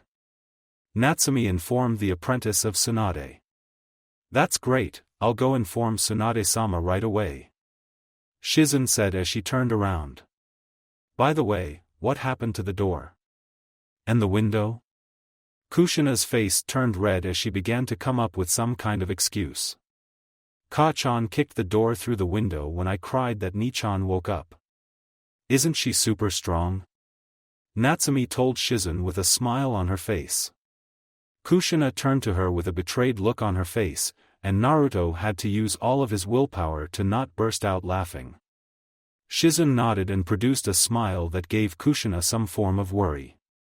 "Yes, she is strong, and I'm sure that she will also be able to pay for both a new door and window, right Kushina-san?" "Why yes, I'll be able to replace them," Kushina shakily answered. Whom was he kidding? She was flat out broke. "Wonderful!" Shizun exclaimed before leaving. Kushina just sat in her chair and began to think of a way to produce the money necessary. Why does Ka-chan look like that? Natsumi asked. She's, thinking hard right now. Naruto answered quickly. Okay. Natsumi replied before she went back to snuggling with her brother. Naruto just sighed and laid his head back. Later, Tsunade had come in and, after chewing out Kushina for breaking hospital property, gave Naruto a checkup. She had ordered him to not train for the next week for his body to completely recover. It would have been longer, but his Uzumaki genes had shortened his recovery time by a lot. So Gaki, Tsunade began, what's it feel like to summon a thing like that Ifrit guy? Exhausting, Naruto told her. Summoning him took out a chunk of my chakra. It didn't help that I had already fought Sasuke team and Gaara before I summoned him. Look on the bright side, at least you didn't completely faint after bringing him out, Tsunade told him. Naruto nodded in agreement. If I'm that tired after summoning Ifrit, then I'll be even worse if I bring out any of the others, Naruto noted. Which is why I'm going to push you hard enough to raise your chakra levels to a high enough level that you'll be able to summon 2 of them. Everyone looked towards the window and saw Jiraiya kneeling on the windowsill.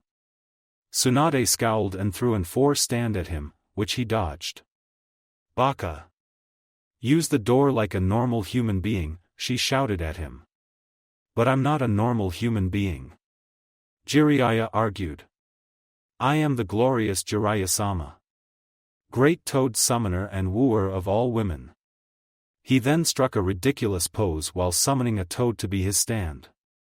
Said the toad looked like he wanted to crawl into a hole and die. Don't stand on that poor froggy, you meanie. Natsumi yelled as she chucked an apple at Jiraiya, nailing him in the mouth and knocking him off of the toad, who gave Natsumi a grateful look before heading home. Jiraiya sat up and shook his head before yanking the apple out of his mouth. Kid's got a mean throwing arm, he mumbled before getting up. So Gaki, Jiraiya began, how are you feeling? I'm good, the young Uzumaki replied. Good enough to attend a council meeting if you have to? Jiraiya asked. Naruto just gave him a puzzling look. Why? He asked. Jiraiya said nothing and took out a folded piece of paper before handing it to Naruto. He took the paper and unfolded it to see that it was a note. Dear Naruto, if you are reading this then you are awake, and I am very happy about your recovery. I'd like to thank you for your assistance in fending off Orochimaru and the reincarnated Hokage. That being said, I have a favor to ask of you. I'd like for you to attend the upcoming council meeting. Everyone will want answers as to who Ifrit is and what his followers are. And seeing how you are the only one who can summon him, you're the only one who can get him to appear to answer our questions. In case you're wondering, he already said that you can summon him to answer our questions. On another note, I will also be revealing Kushina and Natsumi's existence to the council. I believe that it is time to remind everyone of the Uzumaki clan and show that they are still alive. From the Sandaime Hokage. Naruto put down the letter and let out a sigh. Well? Jiraiya asked. Might as well go and save the old man some grief, Naruto replied. Jiraiya grinned and shook his head at the exasperated response. So he's going to reveal us to the village? Kushina asked as she looked at the letter. Jiraiya nodded. Yes, he believes that the presence of the Uzumaki in the village will both raise morale and make enemies think twice about attacking us again. Everyone does remember how devastating the Uzumaki's last stand in Yuzu was. Will I be able to summon Ifrit if I have to? Naruto asked Tsunade. The Senju put her hand on her chin in thought and answered, yes, as long as Kushina donates the necessary chakra needed to help with the summoning. Doing it on your own in your state may knock you out again. I can do that, I've got a lot of chakras, Kushina pitched in. Okay, I'll go tell Sensei to make some space in the council chambers tomorrow, Jiraiya said as he leaped onto the windowsill. And to crank up the AC, he added as an afterthought before leaping away. Council chambers next day. Now that we're all here, we can begin, Hiruzen said as he took his seat at the head of the table.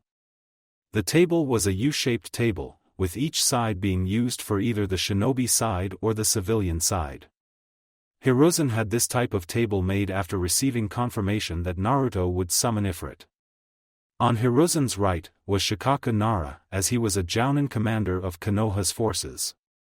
Following him was Hayashi Hyuga, who maintained relations with their allies. Tsunade was next as both the Senju representative and head of the hospital. After she was both Inoichi Yamanaka and Ibiki Marino, the heads of the TNI department. Tsum Inazuka and Choza Akimichi, the ones in charge of the distribution of foods throughout the village, were the next ones, and Unkai Kurama, current head of the Kurama clan, sat at the end. Starting from his left were his advisors, Koharu Udatane and Hamura Mitokado, his former teammates from the days before he was Hokage.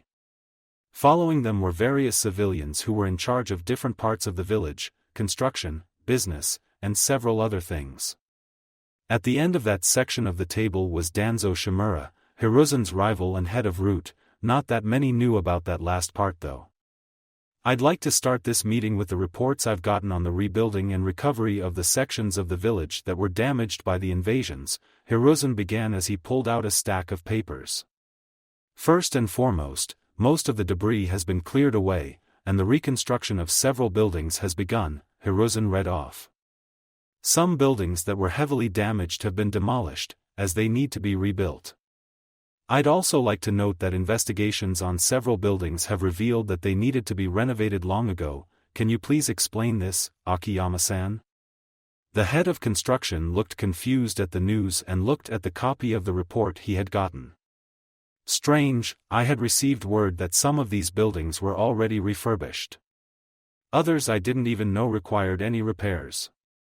Perhaps you have some lazy workers in your service, a fat merchant sneered. This is what happens when you hire former convicts instead of honest workers. Akiyama scowled and replied, most honest workers have never picked up a hammer in their lives, while the former convicts have been made to work, meaning that they know their way around construction. Enough, Hiruzen spoke loudly, making the two cease their bickering. Akiyama-san, I will have this matter looked into eventually, now let's move on. The second order of business is the prisoners of Suna and Oto. Inoichi, Ibiki, what do you have to report? Hiruzen asked. After having both myself and my clansmen scan the minds of the Suna shinobi, I can say that they received their orders from the Kazekage, Inoichi began. They were under the belief that by knocking us down a peg, they would be able to receive more missions and recover their money. Indeed, Ibiki added, records show that the Wind Daimyo has been sending us missions that should be going to Sunagakure, ruining their economy in the process.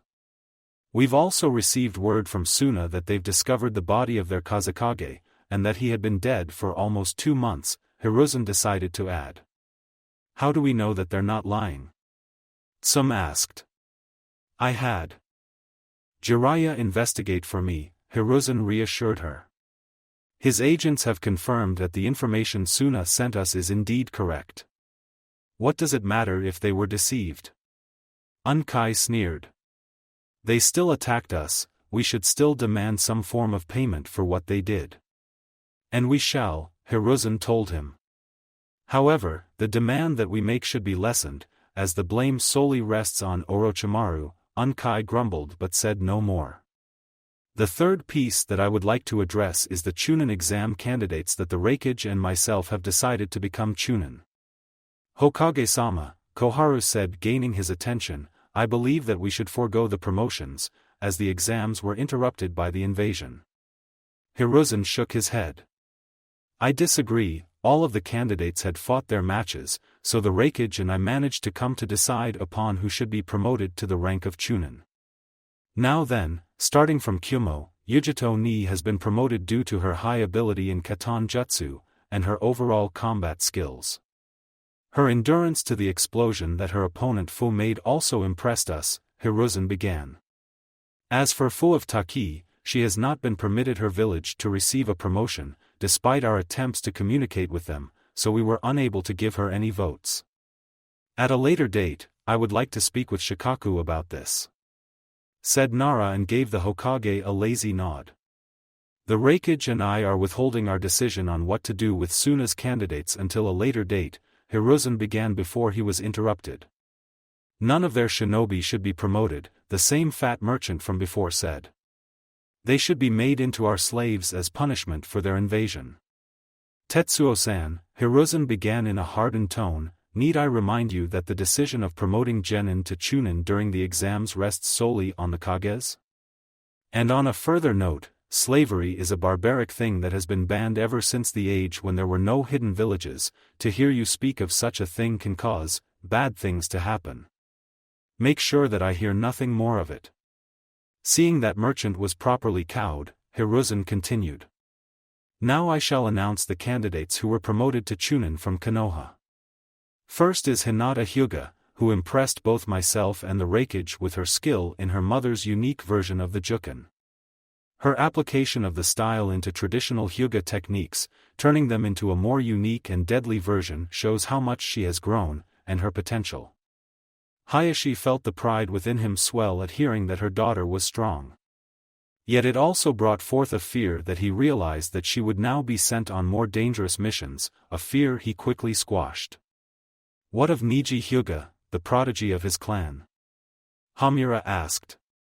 "He has not been granted a promotion, as he is obsessed with fate, something that can be harming on a mission, as he may believe that a mission was fated to fail and abandon it without a second thought," Hiruzen explained. Next is Shino Aburame, who displayed a high degree of skill in both his clan's Kekkai Genkai and Kinjutsu. He also showed that he possesses a high IQ, being able to notice a flaw in his opponent's weapon, and exploiting it to his advantage. Also to mention is his endurance, as he was able to withstand the pain of losing so many Kikaichu during his last match. Next is Shikamaru Nara, Hiruzen began. "Pardon me Hokage-sama, but I have something to say about that boy," Hamura started. "I do not believe that he possesses the requirements to become a chunin. He may have an impressive amount of intelligence, as he seemed to plan out his entire match, but he has no will to do anything outside of sleeping. Such behavior is not becoming of a chunin. I understand your concerns, and I have already spoken to Shikaku about his son," Hiruzen told him. "We decided that Shikamaru will be kept under watch to see how he performs his duties. Depending on his performance, he will either keep his ran or be demoted back to genin. Moving on, we have our last candidate, Naruto Uzumaki. Once again, Hiruzen was interrupted, only this time it was from a complete outburst of stupidity. "That demon doesn't deserve to be promoted. He almost crippled Sasuke-kun. He should surrender his powers to Sasuke, someone who would use them for the benefit of the village." "Enough!" Hiruzen roared as he slammed his hand into the table, creating a large crack in it. "You are councilmen, act like it. We are not children on a playground." Looking around, he saw that the civilian side, except a very small number, including his former team, was effectively cowed into silence. He saw that the shinobi side had pleased looks on their faces as he got the civilians to shut up. "Now then, as I was saying, Naruto Uzumaki has been granted the rank of chunin by both myself and the Raikage. We were both impressed by the abilities he showed in his matches, and how he was able to keep up with Gaara Sabaku, who was not only Suna's Jinchuriki but also their top genin. His Jiongu allows him to perform incredible feats that will prove to be valuable to the village in the future. He almost killed a fellow member of the village. An important one too," someone shouted. "If you're referring to the Rasengan that he used, then he only used it in response to Sasuke's Chidori," Hiruzen replied calmly. "I would like to request that his sensei Kakashi be questioned for teaching a genin, a mentally unstable one at that, such a jutsu," Hayashi spoke up. "You Hyuga! How dare you call our precious Uchiha-sama unstable?" Mabuki Haruno screeched. "I am merely stating a fact, is that not correct Hokage-sama?" Hayashi asked, never losing his emotionless mask. Indeed, the Raikage and I decided not to grant Sasuke the rank of Chunin due to his obsession with power and revenge, both of which are very unbecoming of a Chunin. I would also point out that he willingly used the curse seal that was put on him by Orochimaru, despite warnings that he would be denied the rank of Chunin if he did so. Hiruzen spoke. Only because the Uzumaki boy enraged him with the unveiling of his theft of the Uchiha clan's blessed eyes, Koharu butt in. Hayashi managed to control his irritation to the point where his eyebrow slightly twitched. A theft that was done in self-defense, the Sandaime began. I would like to inform you all that some years ago, an Uchiha had died inside the village, an Uchiha who had kidnapped Naruto and attempted to kill him. Naruto's Jiongu reacted on instinct and stole the Uchiha's heart in the process. Preposterous, there's no way a member of such a respected clan would do an act so vile, Hamura argued. I have a written report from both Tsunade, who examined the body, and Inoichi, who had looked into Naruto's mind to see what happened, Hiruzen told him. Everyone looked at Tsunade and Inoichi, who nodded in confirmation. Now then, with the Chunin exams out of the way, I'd like to move on to the next part of this meeting, Hiruzen began, a hidden smirk on his face. I am pleased to announce that there is a new member joining the Shinobi Council. Those who were left in the dark, meaning everyone but Hayashi and Tsunade, were confused as to who would become a part of the council. Allow me to welcome our new member, Kushina Uzumaki. Hiruzen announced, much to everyone's shock, as the doors opened and the redhead entered the room. She was dressed in her jounin outfit, but let her hair loose. A chair was placed between Tsunade and Hiyase for Kushina, which she took after giving her fellow Shinobi council members a respectful bow. Hiruzen. What is the meaning of this? Koharu shouted, causing the Hokage's eyebrow to twitch at the improper use of his name. Indeed, Kushina Uzumaki died in the Kyuubi attack, Hamura pointed out. So this is an impostor. If you would both shut up for a moment, he can tell you the truth of what happened, Kushina spoke up. How dare you speak to us in such a manner? Koharu exclaimed. No, Kushina began, standing up, how dare you make demands of your Hokage and not give him a chance to explain anything? Silence. Hiruzen shouted, using chakra to enhance his voice, much to Tsum's pain. Koharu, Hamura, both of you be silent and listen. And Kushina, while I thank you for defending me, please allow me to handle such situations. Now then, as I was going to explain, I had lied to you all when I said that Kushina Uzumaki had died in the attack, Hiruzen began. There were wounds on her body when we found her, wounds that did not come from the Kyuubi, but a person. So I had her placed in the hospital in a secluded part, and made Jiraiya bring Tsunade back to take over her healing. Of course, this was not the true story. But Hiruzen was forced to improvise, as after the ANBU team that brought Kushina and Natsumi back to the village went back to the root facility, they discovered that it had collapsed. So without any evidence, Danzo had managed to slip out of trouble this time. But Hiruzen would keep a very close eye on his former teammate, making sure to strike the moment Danzo slipped up. Injuries made from a person? Who was it? Choza asked. A man with a mask appeared and ripped the Kyuubi out of me, Kushina answered. What do you mean, ripped the Kyuubi out of you? Tsum asked. I was the Kyuubi Jinchuriki before Naruto, Kushina answered as if she was talking about the weather. What, was the response from most of the people there. She's been tainted by the demon. Lock her away quickly. Demon whore. Kushina turned to the one who made that last comment and asked, so you're going to call Mito Uzumaki Senju a demon whore as well? What do you mean? Unkai demanded. What I mean is that Mito-sama was the Kyuubi Jinchuriki before me, the first one at that, Kushina told him. If you're going to insult me, then you're insulting her by extension as she entrusted me with the duty of keeping him contained. The council was silent at this revelation, most of them remembering the stories of Mito. An Uzumaki who was highly skilled in Fuinjutsu, and the one who created the detection barrier that surrounds Konoha. Not to mention one of the most beautiful women of her time. What is your relation to the Kyuubi Jinchuriki? Danzo spoke up, gaining everyone's attention. Kushina looked at Hiruzen, who only gave her a slight nod. He's my son, Kushina answered, much to the shock of most of the council. When a female Jinchuriki gives birth, the seal holding the bijou weakens. The yondaime was in charge of keeping the seal secure while I gave birth in a secluded area. A masked man appeared and took Naruto hostage, forcing Minato to save him while the masked man took me away. He then proceeded to rip out the Kyuubi from me and send it on a rampage through Konoha. It was decided that she wouldn't mention that the masked man had a Sharingan, as it would cause an uproar among the council. And with how secretive some of them could be, mainly the civilians, the entire village would know in a week, at the most. There was much confusion among the council, many finding the truth to be very shocking. And how could they not? They were just told that the Kyuubi had been within their village for their entire lives and that it was through the machinations of a madman that their village was ravaged. Now for the last piece of this meeting, I shall be calling upon Naruto Uzumaki to enter, Hiruzen said as he nodded to the two Anbu at the door.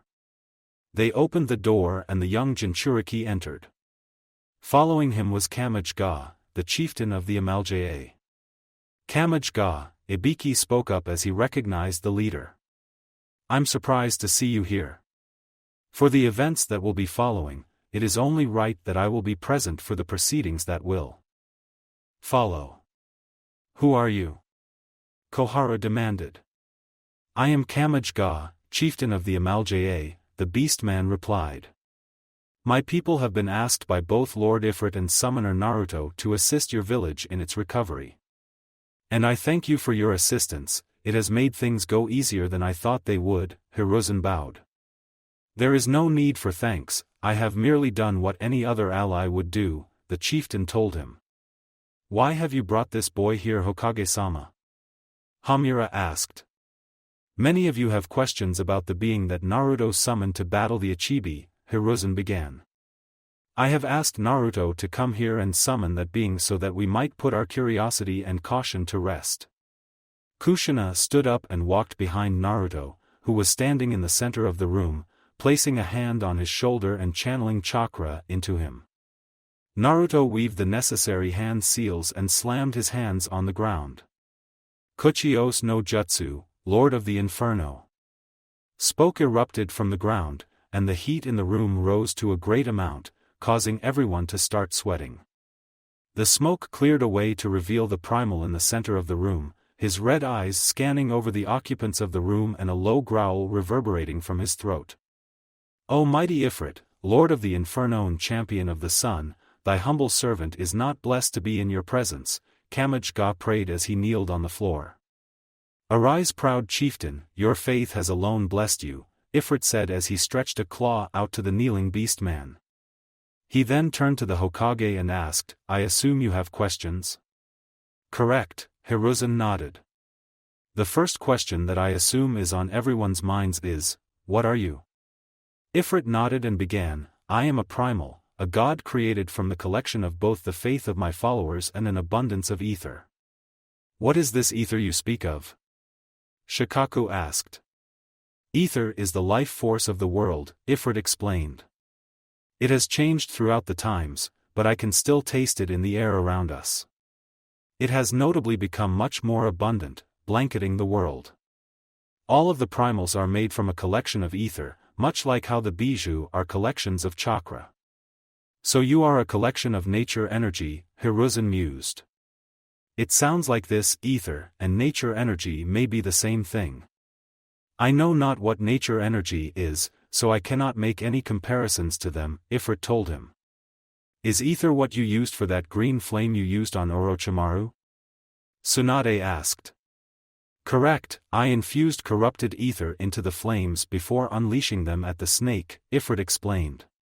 The corrupted ether had entered his arms and destroyed the chakra pathways, preventing him from using any jutsu. And the ether has nearly destroyed his arms themselves. Why not just use the flames on his whole body? Tsunade asked. That would have just killed him. Unfortunately, I could not channel much corrupted ether through Naruto's body, or else I would have caused him damage. Thus, I had to channel a smaller quantity of corrupted ether, and aimed it at the snake's head, which he blocked with his arms. Why not leave Naruto's body and use the flames yourself? Hiruzen asked. He would have been a target, his unconscious state would have made him a liability. And I would not have had enough energy myself upon leaving his body. Why should we listen to the words of a demon? Especially one summoned by the demon brat, a stupid civilian sneered. Hiruzen sent a harsh glare toward the idiot, and Kushina slowly turned to him with a blank look on her face as her hair rose into 9 tails. But that wasn't the most terrifying thing done.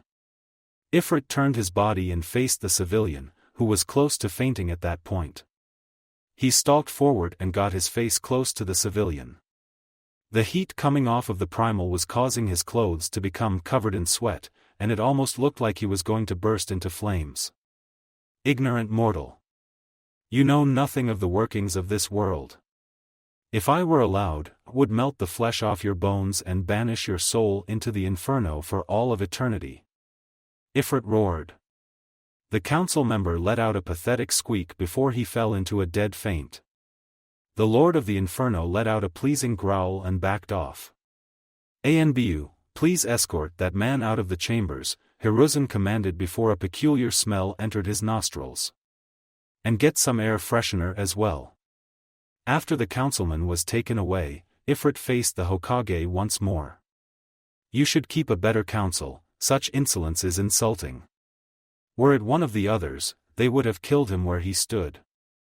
I apologize for that foolish man's outburst, Hiruzen apologized. And I assure you that it won't happen again. Correct?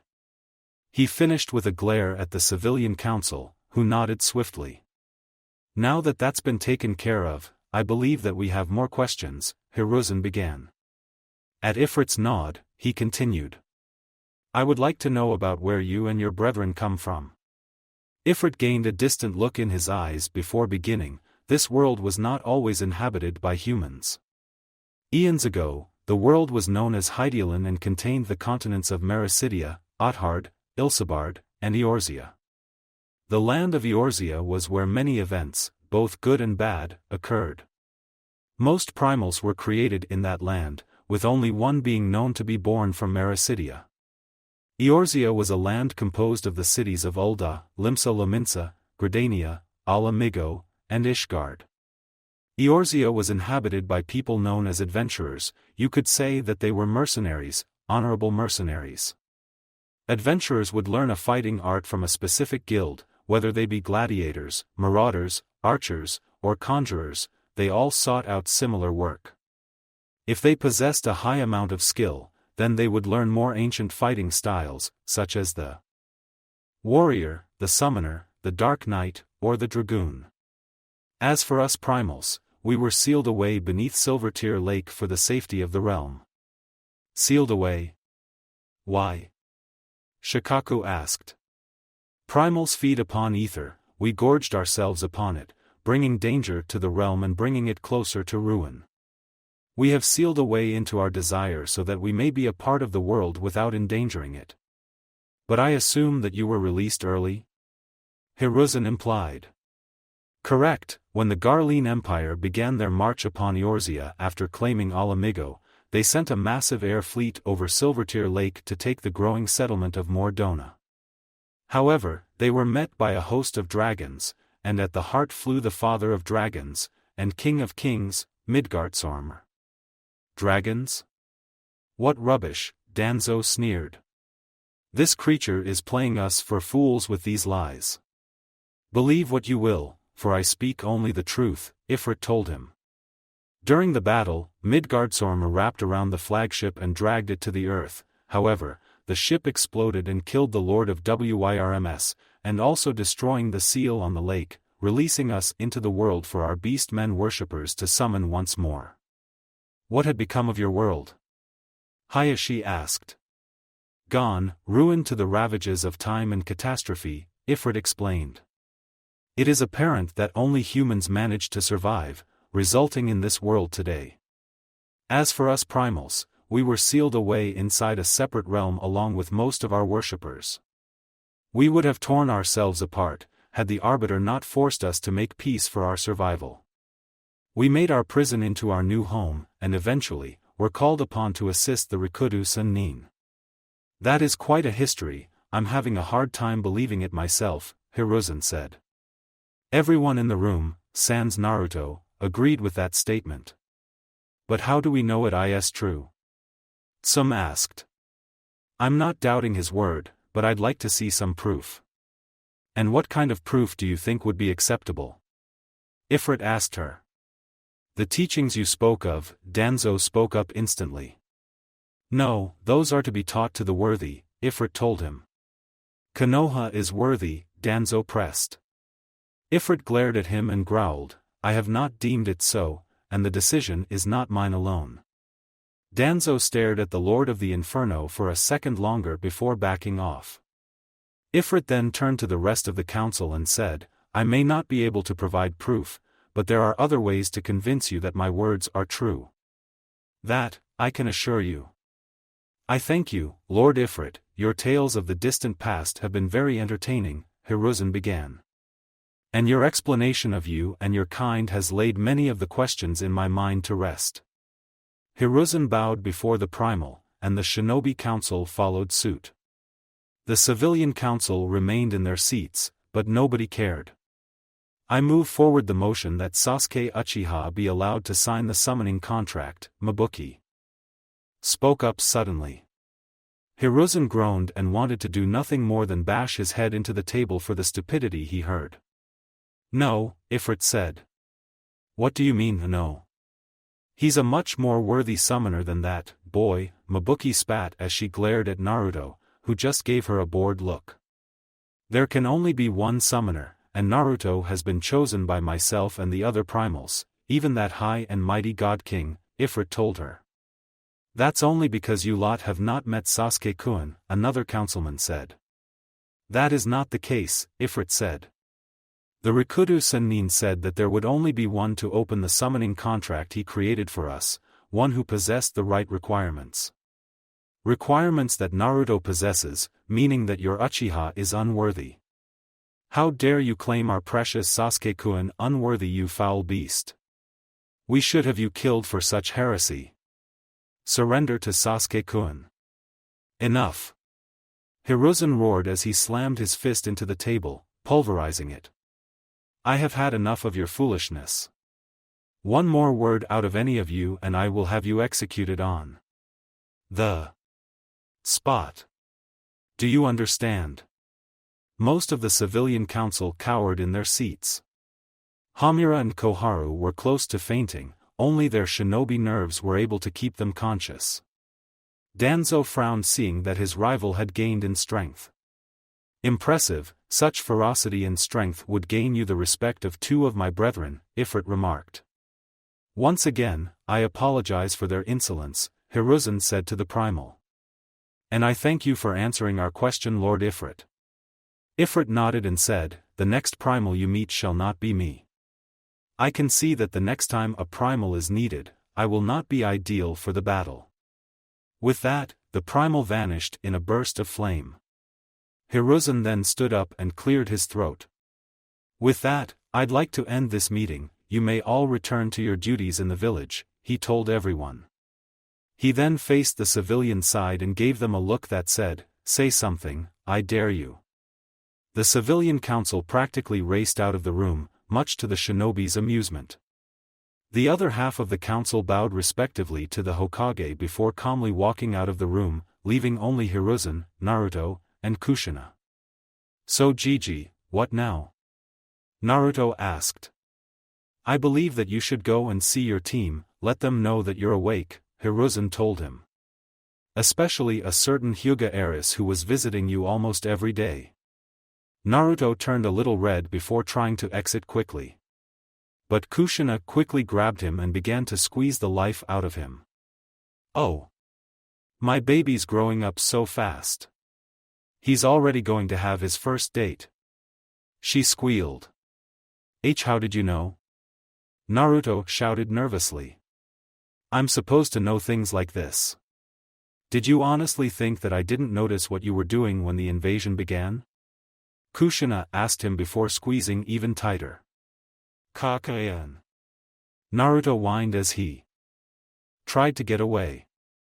Hiruzen just burst out laughing at the family before him. Elsewhere, ARGH. Orochimaru howled in pain as he gripped his arms in a desire to dull the pain, only making it worse. Damn them! Damn them all, he roared. Kabuto sighed as he finished his diagnostic of his master's limbs. The constant moaning was starting to get on his nerves. It's no use, Orochimaru-sama, your chakra pathways have been practically destroyed, and your arms themselves are almost dead, Kabuto told him. Well, find a way to fix it. Orochimaru ordered. I don't possess the medical skill required to do so, only your former teammate Tsunade does, and she's a part of Konoha again, Kabuto explained. The Rouge Sannin snarled with unrestrained fury as he looked down at his arms. The skin had turned into a disgusting mixture of sickly green and purple, and the arms were beginning to look like they were deformed. And that was only the surface, the insides were probably much worse. Do we not have anything to fix this? Orochimaru demanded. Not that I know of, but I'll begin looking for a solution right away, Kabuto told his master before leaving, letting the Sannin suffer alone. Unknown, the time has come to begin our search, a figure who looked to be made of a static state. He was in a dark cave along with 8 other figures, only 2 of them looking normal. So, who's first? A figure with green eyes asked in a deep tone. We shall begin by observing our targets before we begin plans to capture them, the apparent leader declared. Hopefully they'll be with some fodder that I can slaughter, a figure with purple eyes and a scythe on his back gleefully shouted. You and your ridiculous religion, the green eyes figure sighed, gaining the ire of the other man. Enough, the leader ordered, stopping the argument before it could begin. You two can bicker on your own time, for now, focus. What is the status of Konoha? He asked, turning to the 2 solid figures. They're wounded, but still active, one of them said in a monotone voice. But they won't be able to detect us slip in. Then go and observe the Kyuubi Jinchuriki, and if possible, capture him, the leader ordered. The 2 nodded and the figures faded from their view. So, looking forward to returning to your old home again, Itachi-san, the larger figure asked as he hefted a large object onto his back. I've never cared for the village Kisame, but I am interested in seeing how much things have changed, Itachi Uchiha told him as he opened his eyes, his 3-tomoed Sharingan spinning hypnotically as he walked forward and exited the cave. Thank you for watching. I hope you enjoyed it. Make sure to like and subscribe, and don't forget to share this video with your friends. Guys, make sure to help the author by visiting the link in the description. This is Fox Sage, and I'm signing off.